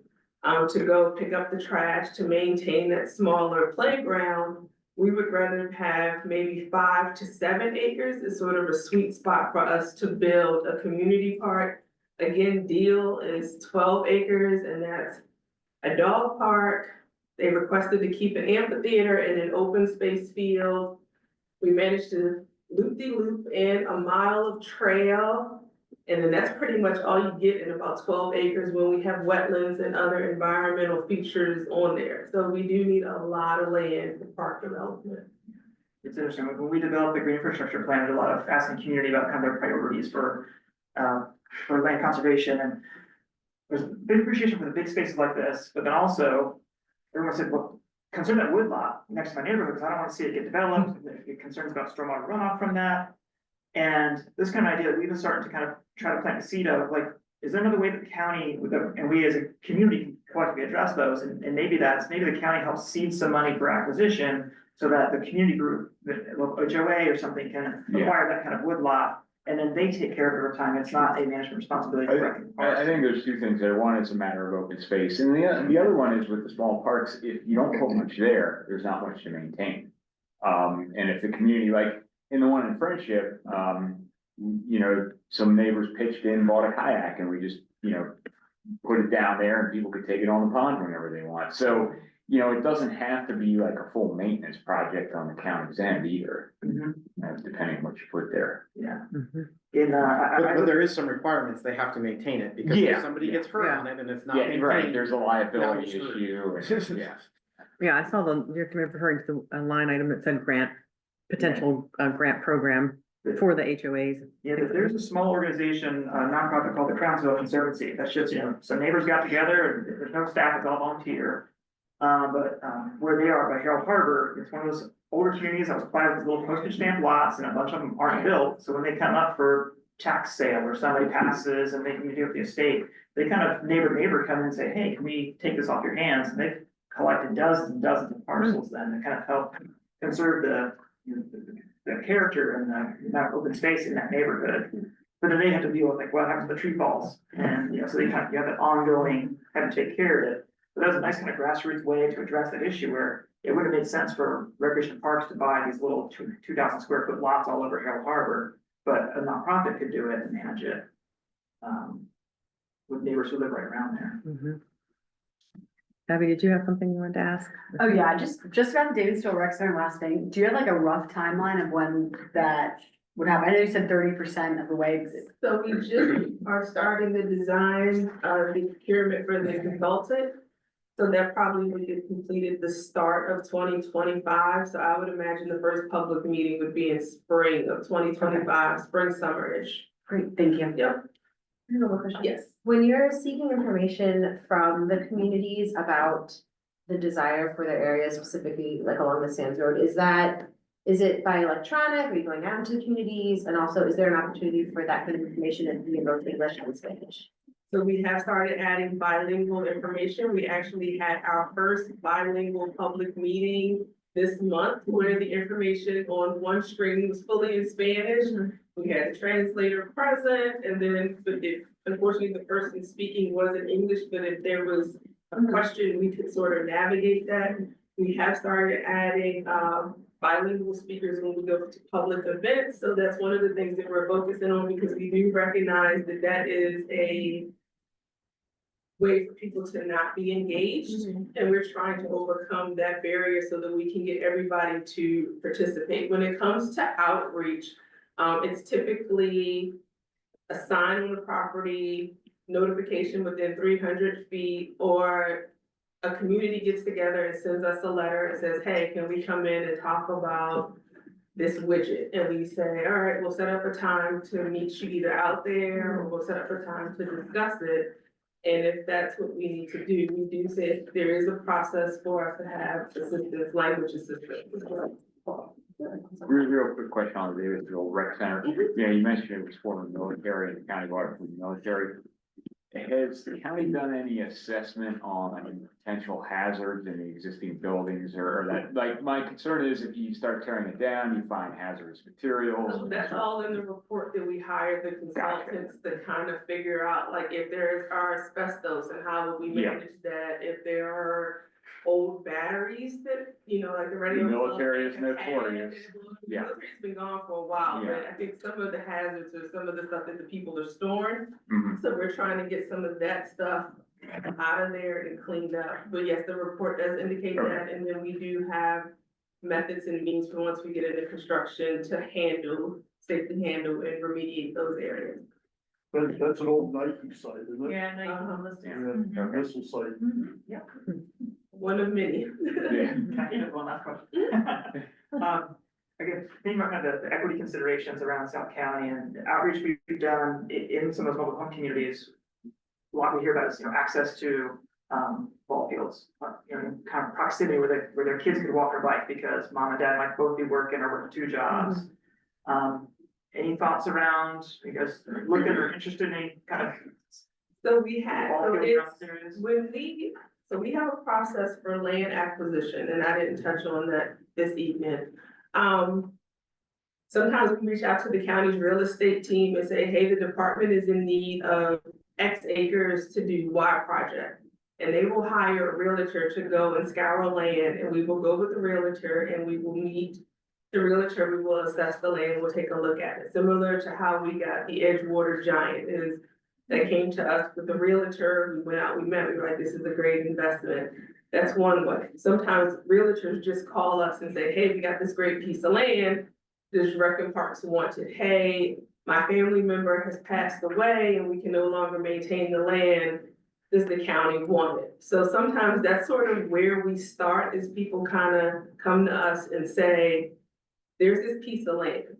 Then there's the funding issue that's part of it. So we have to sort of prioritize where we get the most bang for our buck when it's a tight funding year. A lot of our money for land acquisition actually comes from the state through program open space. We had a couple of booming years during COVID, and right after COVID, we were getting about 10 million. Of which about 5 million was used for acquisition. We normally split the money in half acquisition, half for development. This year, I think we got like 3 million, and they told us we'll probably get less in fiscal 26. So it makes it a little bit harder to try to develop or to buy land, which is one of the reasons why we did that underutilized park survey, is because we have parks that we're not using and trying to get the public's feedback on exactly what it is that they want. Unfortunately, Sands Road was not in that survey because, I mean, it kind of is what it is. And we don't have a lot of large parcels down here to develop into a much bigger sports complex. I guess the biggest ones in this region would be Bell Branch, which is completely built out, and then Davidsonville, the fields over at Davidsonville. We were looking at another property, but we couldn't quite agree on the sale price. Sometimes the seller, I mean, he can get X number of houses or X number of condos on it, and then we say, that's great, but we're the county, we want to turn it into this. This is the best that we can do based upon an appraisal, and we just can't close that gap sometimes. So I could just pardon myself. I have to go teach a class real quick. This was pre-scheduled before I was nominated to be on this group here. So I'm gonna just step in the other room, teach a class. If you want to know what it's about, you can pass these around. Otherwise, enjoy the discussion, and I'm excited to hear, and Melinda will be in charge. Thank you. Thank you. I do have one more question, sorry. At the previous meeting, we had some public comments that were curious about plans for our horse paths, public horse paths. I guess there's some up in North County, but there's not a ton down here when there is a ton of equestrian life down here. And is there anything like on your radar? right now, Rock Creek has garnered a lot of conversation, with the lease being renewed for the farmer to be out there, but we are looking to possibly add some other additional amenities. We just redid the barn so that we could expand for 4-H. Put the equestrian, we tried to establish an equestrian group some time ago. We didn't get a lot of interest there. I think that now between Crownsville, the trails there, with Bacon Ridge, we're adding equestrian there, that the interest in equestrian use has gone back up again. So we're probably going to go back and try to tap into that community again. Thank you. So I think that's a good time to mention that Melinda brought food for us tonight. So we can take a few minutes to kind of get some food, and then I come back and divvy up into 2 different groups to have a group discussion. Yeah, where's the food? Okay, so I got a son.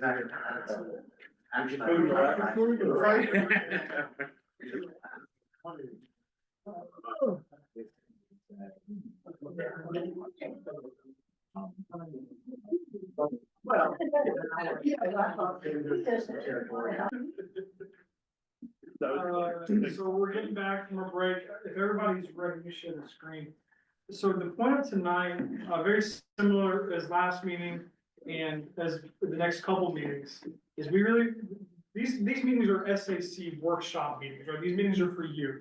The public can attend, they can listen, and then there'll be time at the end of the meeting for their comments But the heart of these meetings is for you guys to learn and then discuss and show, present your ideas. So us as staff can write them down and then eventually craft a recommendation of what we hear from you all and present it to you all, so you can tell us if we heard you correctly, or if we're missing something, stuff of that nature, right? So really, what tonight's gonna be is to kind of start off this conversation, we wanna have two different topics. Well, both of what we heard tonight is essentially water quality and then parks. So to kind of start off first is based on everything you've heard tonight and based on everything you guys have talked about already, because we have covered a lot of ground already. Is there anything else you want to mention to talk about as a group? Any ideas you have? Just kind of, this meeting is what you guys make of it. So really, I'm just kind of opening up, leaving it to you all. I just want to say, actually, after hearing from the lady who did the park, I really appreciate the way that the county like assesses the need and then also like how they determine what to move forward with. Like, it really does seem thoughtful. I agree. Yes. I think too, there's been a lot of concern, like you specifically up in the kind of Crofton area of not having the roadway infrastructure for this traffic. So now to kind of hear the whole mindset behind maybe why we aren't, while not everyone is fully behind something in the Sands Road, that's a big one for me. That does make a lot of. Crofton. That's true. They keep And building. The voices are probably a lot louder down here because of the like established desire to keep it rural. But yeah, I think it is important to kind of balance it all out. I suspect there's budget constraints headed our way. Yeah. And it's gonna be the, you know, North County versus South County argument, and who's our Shannon Ledbetter, is our county representative. You know, so part of it, you know, I think is also lobbying for, you know, so don't forget about us. To add on to that point, I think that's a very good point to make, and I think regardless of the next, 20 years, there are gonna be ebbs and flows, highs and lows of budgetary cycles, different administrations coming in and leaving. So what do you wanna solidify? What do you really want? So we can always point back to this plan to say, hey, this has gone through extensive public comment, extensive, community involvement. What do you wanna see?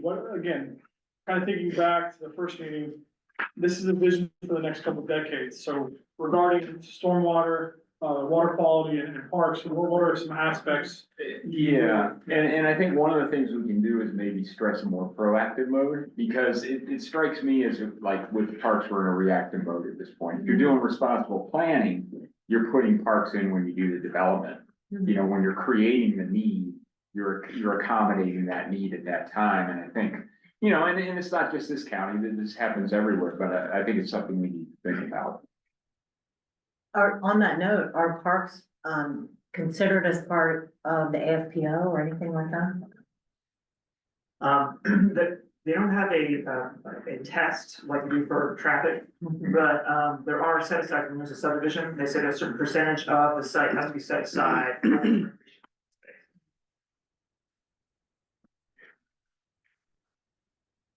Those can be reduced if there's a county park within a certain distance, I think, right?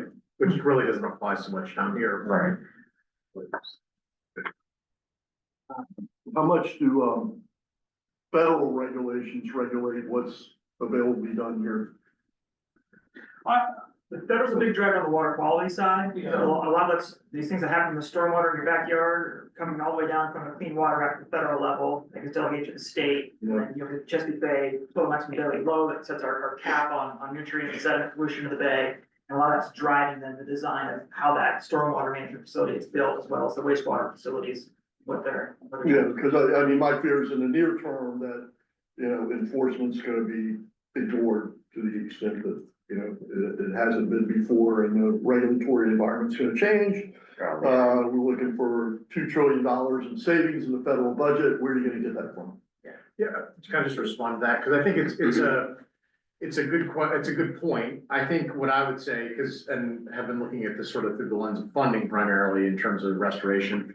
And here locally, I think we're really fortunate that most of the money for environmental restoration is locally derived, and That's not locally derived is basically comes from the state. Not a ton of federal money that we're getting to support that work. I mean, the amount of local money is probably easily 40 or 50 times what's coming from the feds.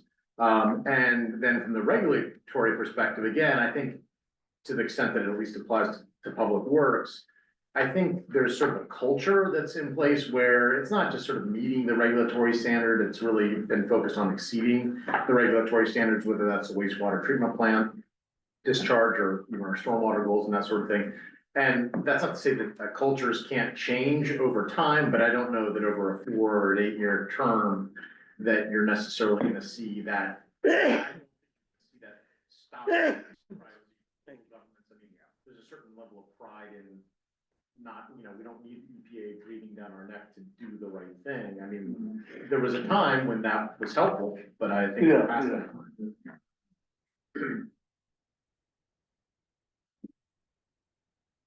Let me circle back to a couple things that we just kind of touched on during the presentations. We had a deep dive into the wastewater treatment plants and mobile home parks, and Anna kind of summarized and saying, like, seems like this group and kind of what she's broadly heard from South County is who would support the county engaging in that, right? It is, just to be clear, you know, would be the county playing a role what's currently a private wastewater system. So it seems that there is support for that, especially, but then also making sure that it's limited in multiple ways to make sure that we're just serving that and not inadvertently leading to increased growth. But I also, I'm still not clear, like, what is I mean, is there a level of like bailing out these folks who have been fined and own this privately at this point, or? Yeah, so, bailing it out, so. Bailing prize. Yeah, I mean, I don't wanna bail them out, but then again, I also know that, you know, we'll be able to get, if the county takes it over, we can actually get more bay restoration funding. Then if Horizon went and they applied to get bay restoration funding, private entities can only get 50% of what they would be able to get. So we're gonna be able to get the full 100%, which would cover like 70% of the cost. So there's a benefit there. The other thing that I know that if Horizon's I'm gonna say this, is required to do all these upgrades, I don't know if they haven't upkept the systems currently. I don't know if there's enough economics behind that for them to keep these systems up and running. And potentially they could just close up shop. I don't know. I don't know what the answer is. Where did the fines go then? Have the fines been paid? I don't know. It's the EPA set the fine on them. I don't know where that money goes. They're kicking the can down the road, and then they're gonna go chapter 11. That's what's gonna happen. Is there any opportunity in this to potentially help the people that live in that community as the plans for funding come through to try to help not let the financial burden fall on these people in the community? Because we've already talked about them being like working class, and the rates already for living in that community are already kind of deceptive. So is there anything the county can do to kind of encourage Horizon, or?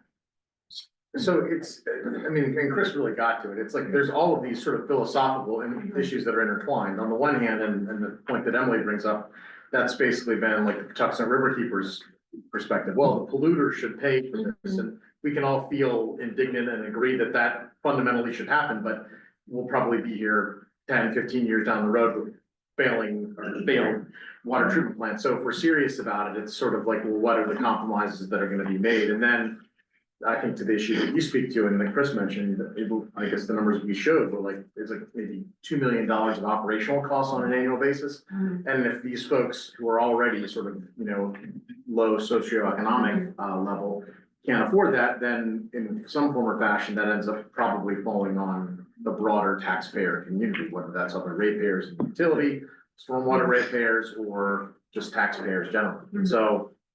And part of what the agreements that we would have with these mobile home parks is that they can't redevelop it into townhouses, you know, something like that. There'll definitely be some sort of limitations on what they can do. So, because we want to keep maintain these areas for affordability for these folks. Yeah, because I think we all agree, we don't want townhouses. We don't want these crazy large multi-family townhouses here, because we know that the infrastructure can't support that. So that is definitely something we're all like.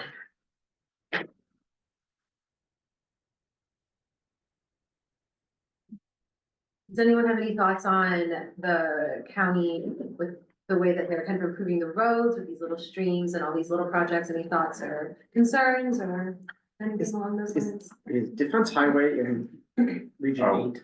So it's on our borderline. That's not fine, yeah. Yeah. That's a state highway, but in terms of the flooding Yeah, considerations. because that thing's like, yeah. It's basically in the floodplain of it's a tributary to the South River. I mean, there's been discussions for years, but again, that sort of undertake like a wholesale reconfiguration of that roadway, you're, tens of millions of dollars at a minimum essentially, and probably would be closed for a while. So it's kind of one of those things that hangs around in the background, but when you've got, roads that exist that aren't being paved on a frequently enough cycle and those kinds of things, it sort of keeps falling by the wayside. But it may be something that the Resilience Authority or some other entity eventually is able to help take up and focus on. So, John, I know you provide a little bit different perspective because you are probably the most northern person of Region 8. So what are some ideas in your area, other than Defense Highway, or are there other ideas you have? Well, just for the water thing, I think Defense Highway is one of the biggest things. And then the other one, and maybe I'm off, is the Governor's Bridge Road. Has that been fully fixed because of the bridge? That connects and between the Bowie, yeah. or, because it. I don't think that's ever gonna be restored. That'll never be fixed. I think they've just decided not to restore the bridge. Yeah, they're not doing Is it. it like so far gone, it can't be restored? Well, that, and I think that, I don't know if it's the Prince George's, it's shared by Prince Right. George's and Arundel. I don't know if it's the Prince George's side, wasn't gonna come up with the additional funding, but the bridge is like archaic, I mean, so. It's historic, yeah. Yeah, Yeah. and so. Yeah. But last I heard, there was no intention of replacing it anytime soon. Yeah, those are the two that I would think in the northern section that are water related with roadways and everything. I also think even like Governor's Bridge, but like coming the other way into Davidsonville, and there's down with the whole South River, all those roads are so low laid, like where, I mean, it's St. George Barber and Yeah. Governor's Bridge Road, where they come in, like that water just over the last 5 years has just risen. Yeah. And, I just wonder in, 5 years, 10 years, as water creeps over the edges, even on my way here, I took the Tucson River Road and they have those, flashing lights and gates will come down when it's flooded over. Like, is there, futuristic planning, because you can't just necessarily close all these roads in the future if there's. The Department of Public Works actually currently has a study underway looking at the vulnerability of flooding during future, climate scenarios where more intense rainfall for the coastal area of the county with higher sea level rise. And doing it basically looking at increments, okay, if it's gonna be like a foot higher, if the rain's this much more intense, we're gonna be where's our topping off level, so they can start to programmatically look across the county, okay, what's likely to be a problem 10, 20 years from now? And how to try to build that into the maintenance program and try to find a way to most efficiently address that. Ideally kind of building things into the maintenance. Oh, that's interesting. And I'll just say for St. George Barber, since you bring it up, where that intersection of St. George Barber and Governor Bridge, that area has in the past decade or so been like beaver impounded upstream and downstream. And so we've actually worked with our highways group to put in a pond leveler essentially at that part of Governor Bridge to keep the water levels low. But again, the road is essentially at the floodplain elevation almost through there. So any change in water surface elevation potentially has that road overtopping. And Patuxent River Road, I think, is probably one of the worst instances in the county in terms of. Which Patuxent River Road? There's like 3. It's Patuxent River between 214 and Sands. Right. There's that super sharp curve that you can't, like, when the water hits, you can't go down there. Yeah, and that can be somewhat tidal, I would imagine, as well, not just rainfall. I think it's probably above the tide range, but Okay. yeah, I know our highways folks get like pull their hair out or whatever, trying to stop people from trying to drive through those areas when they're.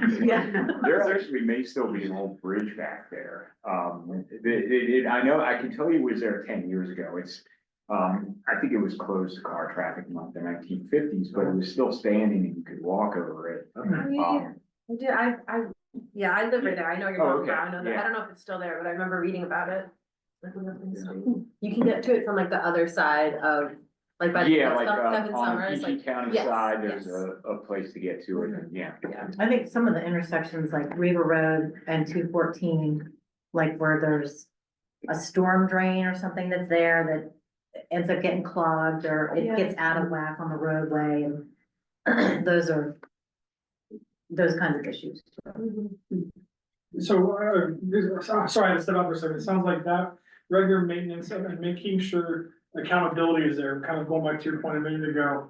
Making sure the government's accountable for maintaining the proper roadway conditions, I think is very important, that's something we've talked about in Region 9 as well. A lot of culverts and culverts, right, that were failing and, essentially, you know, non-existent. But, to help communities make sure they have access to just basically getting to and from their house. Yeah, and that's one of the big issues in South County, when you have to close a road, it can have a major impact, you just don't have the redundancy. So, And I'll say from an agricultural perspective, we were super appreciative that they came through, and I think it was a state contract, honestly. But maybe the county nudged them because we had been talking about it for a while, but cutting back the trees along the roadway when you're trying to move big equipment and trying to get over the road as much as possible. So you're trying not to back up people because you're literally taking your life in your hands when you're trying to move big equipment down the road. And there's still a lot of that in South County. So whenever those tree limbs get trimmed back along the roads, it's a wonderful thing.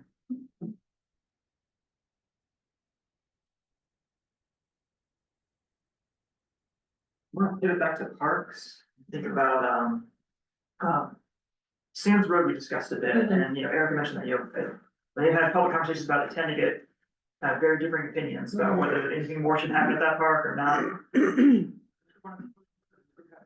Consensus around that, or doesn't you wanna, could just put a placeholder in the plan too, saying that parks should continue to look at that, explore options with the community. You don't need to necessarily say, we think it should be developed more or not. But that seems to be an important kind of asset, the region that has potential. Yeah, I think just the note that there needs to be a more, or like a different tactic on how to reach that community, because I'm curious which parts of the community are saying certain things based on like what you've heard, based on what she's heard. It seems like maybe some of the bigger homes on the Sands Road area are probably opposed to traffic, whereas like the people living in the mobile home communities, living in with a lower socioeconomic status, are the ones who are really craving that desire for a more community engaged area. But I think too, another one she mentioned was the Edgewater Rec Center. I don't know if anyone has any thoughts about that, because it's exciting to hear that there would be a rec center down here for more of the South County. I don't know if that's this region though. Just across the region, Okay. yeah. But they certainly. But yeah, that is definitely. That they were super excited about that and kind of, just a, yes, Yeah, do it's it, good. go for it, make something wonderful. Is that where the Halloween store's been in? Yes, Yeah. yes, very good, yes. yeah, in the context of, Maryland Manor, it's probably worth mentioning Williams Landing. I mean, it's a Yes. small parcel, but could more be done with it for that community, because that's literally right across the street, whereas the Sands Road Park, it's down a little Yeah. bit, so. Another And there are a lot thing, of kids in Maryland Manor. yes, A lot definitely. of kids. Another thing, you made me think of is, on Patuxent River Road, it kind of ties in with a historical element. There's like a yellow perch run that comes up that stream, or Patuxent River, whatever, in the spring. And in the most recent years, they've put these big rocks that don't allow people to park there, but that is a really great opportunity for fishing. And I was looking at the map, and it looks like part of that might be owned by the county, but I'm not sure. If you guys can speak to that, but like that fishing in the spring, cars will find a way to park, and they were starting to park in neighborhoods because the fishing is so good in the early spring there for yellow perch. You guys know anything about that? Oh, what's the location? It's Patuxent River Road, right where that sharp curve is, just up from that. Oh, people- yeah. They all the time they fish down there. I've seen DNR out there doing it for Yeah. before, Yes. so, yeah. No But, parking signs. It's kind of, and Yeah, it's yeah, older yeah. style, yeah. But that, I mean, that What was. I think, was it like 2 meetings ago? I can't remember. I think maybe it was you that brought it up. There was like a new park and then a whole bunch of people put no parking. Oh, I actually inquired about that. Yeah. Okay. They only put up no parking signs by the new park. It's like a flat, yeah. Ah. Right here existed because of this conversation. Okay, so the county has some areas and parks that we consider to be natural areas. We intentionally don't put in a lot of infrastructure. We just kind of, I mean, the title in its name sort of implies what it is. It's a natural area.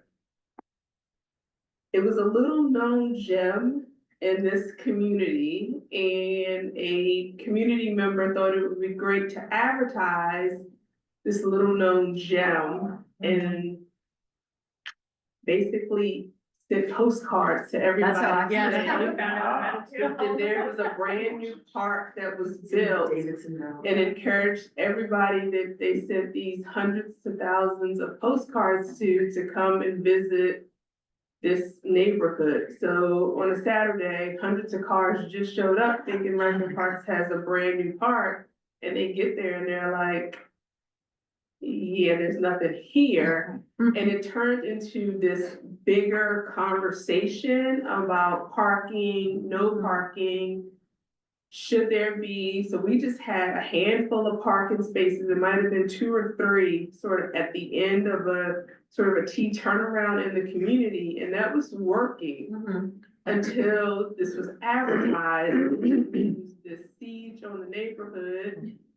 And then those that lived on the street petitioned, which is their right to have no parking signs put up, and it turned into a whole thing about, well, who controls whether or not there are no parking signs, and access to a park, and where should the proper access to the park be? It has since died down. I think there is still some space for some public parking kind of in the area.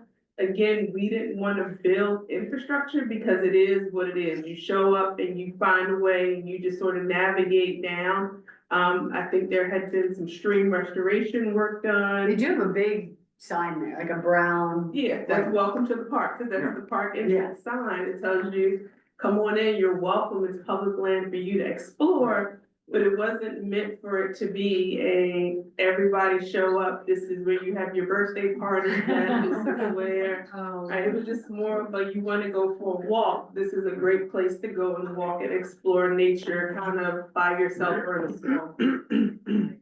So that's that. But there's no parking for it. Or there's 2 spots. There's street parking, Yeah. right, No. small street parking, yep. It's like a quarter of a mile of like. Yeah, you gotta walk up down, the signs are closer to the park, you just have to park further and still kind of walk down into it, so. Is it that nice of a park? It's a nice. I wanna go now. I know.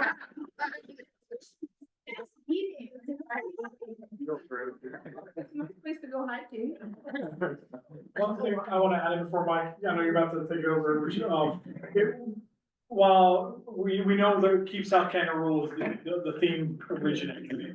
One thing I wanna emphasize too is, we don't have to create new ideas, and kind of building off what Mike was saying a minute ago. If there's stuff you like that these people, when they come to present to you, when you learn new information, new programs that are going on, there are things that you like that they're doing. Let's talk about that too, just so we can reemphasize that in these plans, because the more things are written in plans in the government, the more people can point to more things to show this is really important to everybody. So just kind of keep that in mind as we're moving through these conversations. If you see something that's like, oh my God, it's awesome, let's bring it up.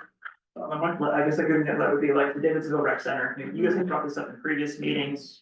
Nice to hear that Rec and Parks actually has it kind of in their work program already to work on renovation of that. So, this would be something that this group could, put a recommendation in the plan saying, hey, we support that. We, look forward to engaging with Rec and Parks and making it meet community needs.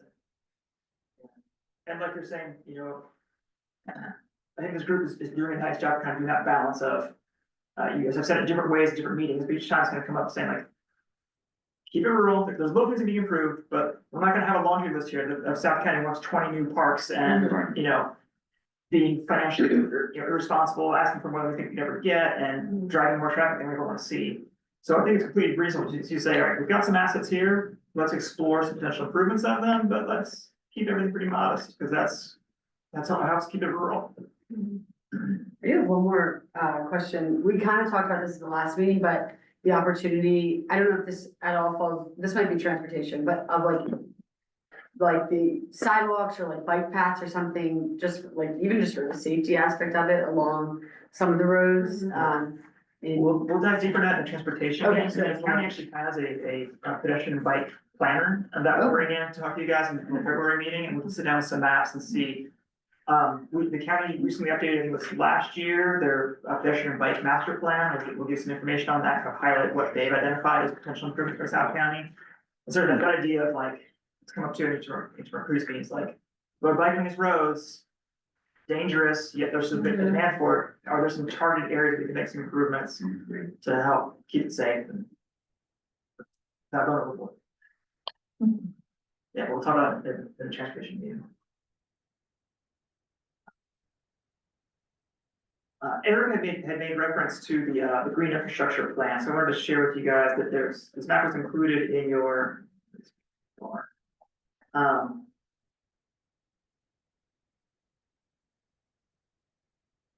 This map was included in your packet for this meeting, which is kind of shared, we can zoom in more. I think about the kind of proactive planning for land conservation and parks in the county. This is that green infrastructure network map, so what you see is the areas in green, kind of highlighted here, are areas where we have large expanses of natural land. This green infrastructure idea is kind of identify the biggest natural areas in the county, like 200 acres is kind of our milestone. And the connections between them, think about wildlife moving between them, but also like trails and potential for people to move between the two. The darker shade of green are areas that have some kind of conservation on them. That could be that it's actually a park, like you can kind of see the Jug Bay down in the southwest there where we are. And then also includes land that's in agricultural easements. We include that if it's got forest on there and it's got an agricultural easement, we're gonna say that that's conserved. It could be a working forest. It's not gonna be subdivisions, conserved as open space. It also includes things like forest conservation easements, when a subdivision is built, they have to set aside that forest or open space. So you can see that there's, I'll zoom out a little bit to see the comparison in North County and South County. It's kind of night and day, which is the historic development pattern of the county, right? Like, the bulk of this, network is kind of in the southern half of the county. You can see the Dutchess Refuge stands out as a big chunk of open space the county's really need to have. It's fairly unoperated. The light green shading are areas that we've identified as having kind of this, large natural space, but not having conservation on it. So these could be kind of areas that are potential opportunities for future agricultural easements or other kind of preservation measures to help keep those areas natural. So kind of keeping in mind with what I just mentioned a minute ago and what Mike just presented, I'd venture to guess that most of you, if not all of you, are happy with this or want to see more of this. So this is something we may be able to add into the plan, just continue to support the green infrastructure initiative and make sure that the county is moving forward as mentioned in the green infrastructure plan.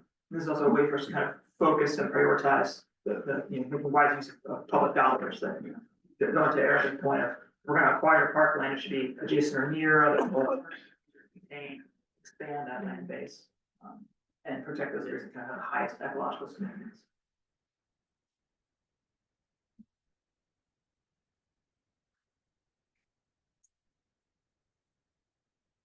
So is there anything else you guys want to discuss about parks? Anything left on the table you think should be brought up, anything you want to re-mention? Again, this is a meeting you guys, that is designed for you, to be used by you to really make it your own. So if you think the conversation is perfect, that's great. We can move on to the next step. If not, we can continue this. We as staff really want to make sure that you all were selected for this. We want to make sure you guys get the most out of this and really be able to feel that you've left these meetings fulfilled, right? So, because we know there's a lot of time and we're here to get this process going. So if there's anything else you guys want to say, now's the time to do it. We haven't talked about, boat ramps for, larger boats, one thing, to get access to the Dutchess River. The only, boat ramp access that I know about is all the way down in Prince Frederick, next to the bridge there. There may be something else, but. Discovery Village is the closest one. Where's that? Discovery Village. That's Shake Side. Shake side, the eastern side, yeah. Yeah. Yeah, but that's not the Dutchess River. Right. Yeah. We don't have anything right now on the Patuxent. We were looking at possibly expanding. It was a little further north. I'm trying to add a parking lot to get us to, it's in the Patuxent River Greenway, but that wouldn't have been a motorized launch area either. No. I think we only have small car tops in this part of the county. Yeah, I'm just saying, it would be something nice to think about, but of course it comes with its attendant problems of parking trailers and, you know, all the things that you have to deal with, respect the boat ramps, but. So one thing that, in my work with other regions, the other SACs were big on studying, providing studies for things. So maybe one recommendation could be a study potential locations for larger boat ramps. Yeah, I mean, you know, it might be better if it's down in Calvert County or something like that, or Culver County. Culvert can. That's his corner. Cheney Land. But as boater, you know, that's something, you know, my boat's in the marina at Harrington Harbor, but, you know, I wouldn't mind to be able to go to the Patuxent River without having to go all the way down to Solomon's and make a right-hand turn and spend a lot of gas to do it.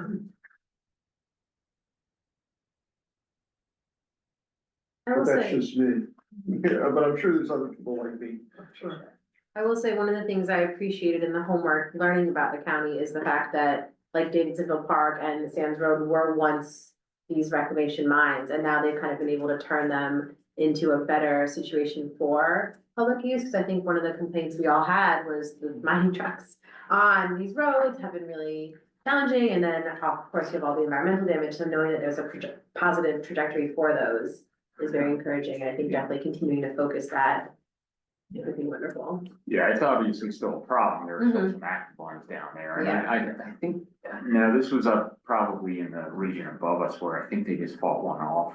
Up in the No, it's up by Davidsonville Park, right? There was No, a sand. there's that one, but then, Oh, another one. but then there was one up, The rubber landfill proposed kind of in the Gambrels area. Yeah. Their permit just got denied, but. Yeah, then there was the gravel proposal. That's like done, right? Or can they come back? I think they can come back and fight it again forever. I think they can resubmit at this point, I think. But again, There is an existing gravel landfill up, it's in Davidsonville, I don't know if it's this region, I think that's maybe the one you're talking about, like right by Route 50, is that the one you're talking? Yeah. Not too far. My understanding is that one doesn't have a whole lot of lifespan left to it, so it will be reclaimed at some point, and so that might be something to add in to the comments is that, you know, basically as part of that reclamation plan, there's the possibility that that could become a county park or something. Yeah, we This wanted is to in benefit. addition to that though, so it's like just down the street from the pit that already exists there. Yeah. In Davidsonville, it's just like 2 pieces of property down, but it's the same Brandywine aggregates. Right. Bought like a hunting lodge and then petition to have it. I Is mean, that the one next to the nudist camp? Yes. yeah. Maybe it's a wild role. We included a statement in the vision survey back to the community that you guys respond to about kind of, future reuse, reclamation and reuse of gravel sites, and that got pretty high support. I was thinking about, because, they've been turned into some useful public assets, both from the park's perspective and just natural land restoration. In some other areas, shooting parks or anything like that? There's an archery. Yeah, just archery, is that it? Just archers. That's off Route 3? Yes, in Conway. Yeah, Yeah. that's the only thing. Yes, sir.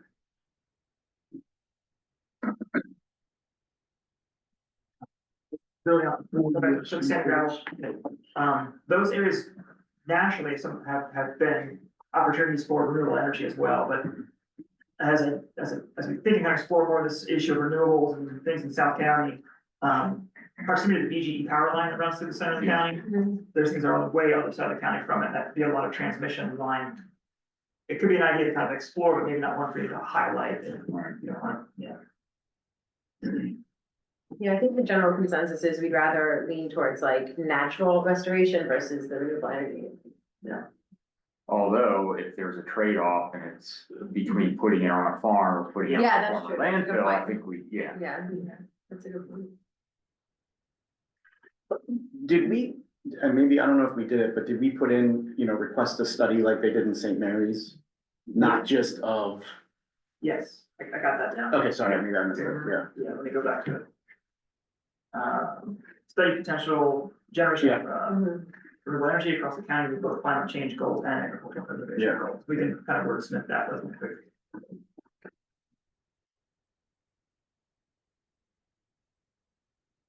All right, anything else before we move on to the public comment portion? All right. So, yeah, I know we did have some last time, so we're kind of used to this already. So if there's any members of the public that wish to speak, you have 2 minutes. And you can go from there, so we just, anybody else? Okay, perfect, all right, sorry, you go ahead. Okay, you want me up here? Yeah, can I see up front? Okay, I'll take your spot. Tell your name. Okay, my name is Dennis Gravel. I'm president of Friends of Jug Bay, which is a,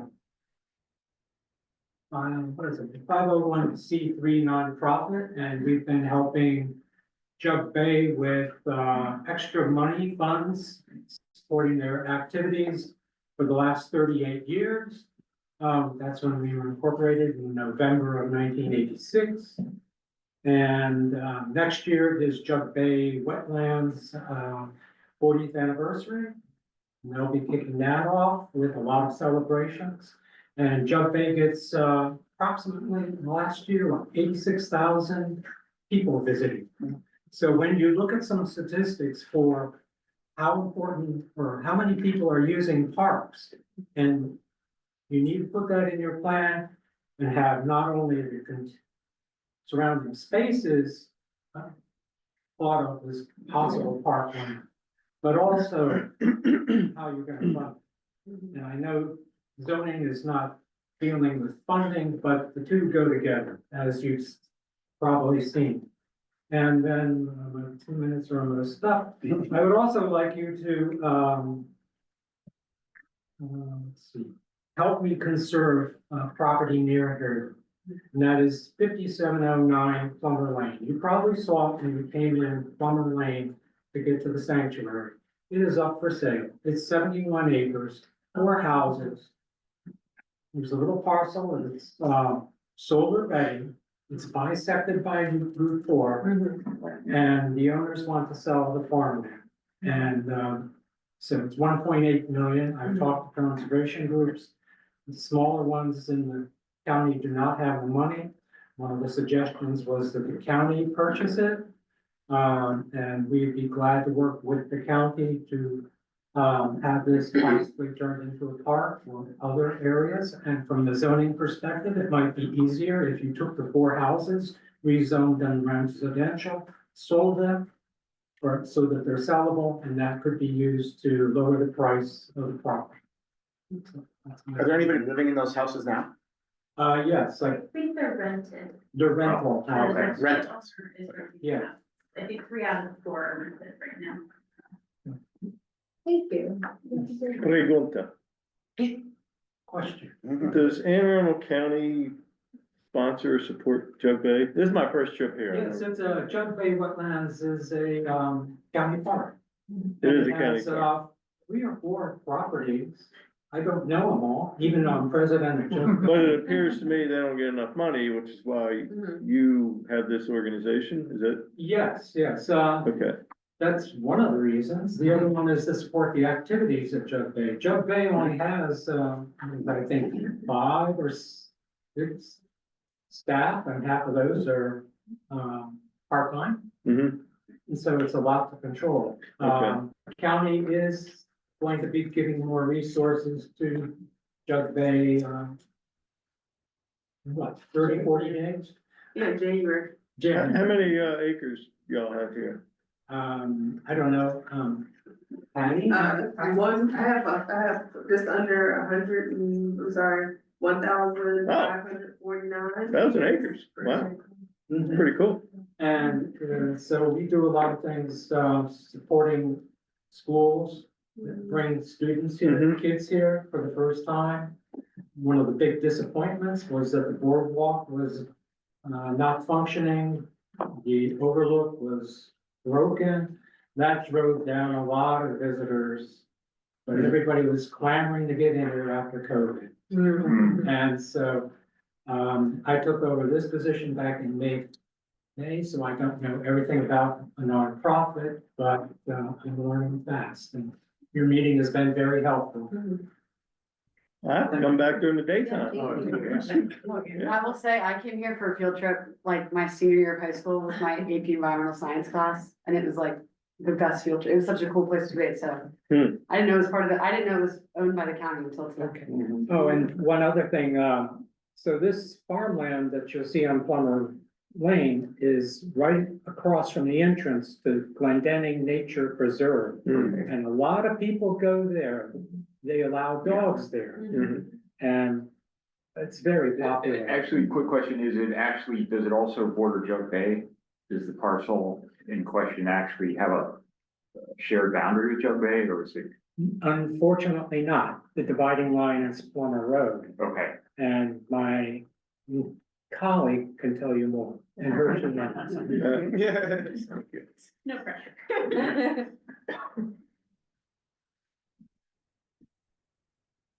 Okay. Hi, everybody. My name is Jeanette Kazmazak. I'm a volunteer at Jug Bay. Hi, Jeanette. Thank you. I'm also a Maryland master naturalist.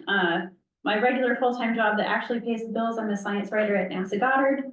And I've been volunteering at Jug Bay for 6 years now.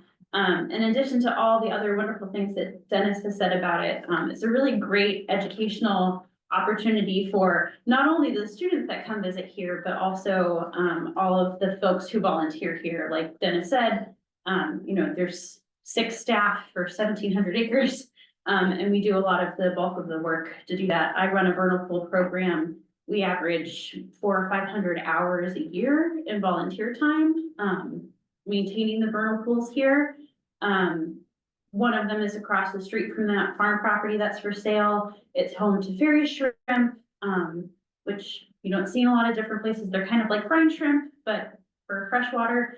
And Jug Bay is also home to a lot of species of greatest concern in Maryland. So we've got some endangered bat species that we've heard here. We've got a citizen science project that studies bats. We've got a couple salamander species that are on the list for greatest concern. So, we do a lot of really wonderful work, but we're also always looking for ways to improve the way that we're taking care of the resources of Anne Arundel County.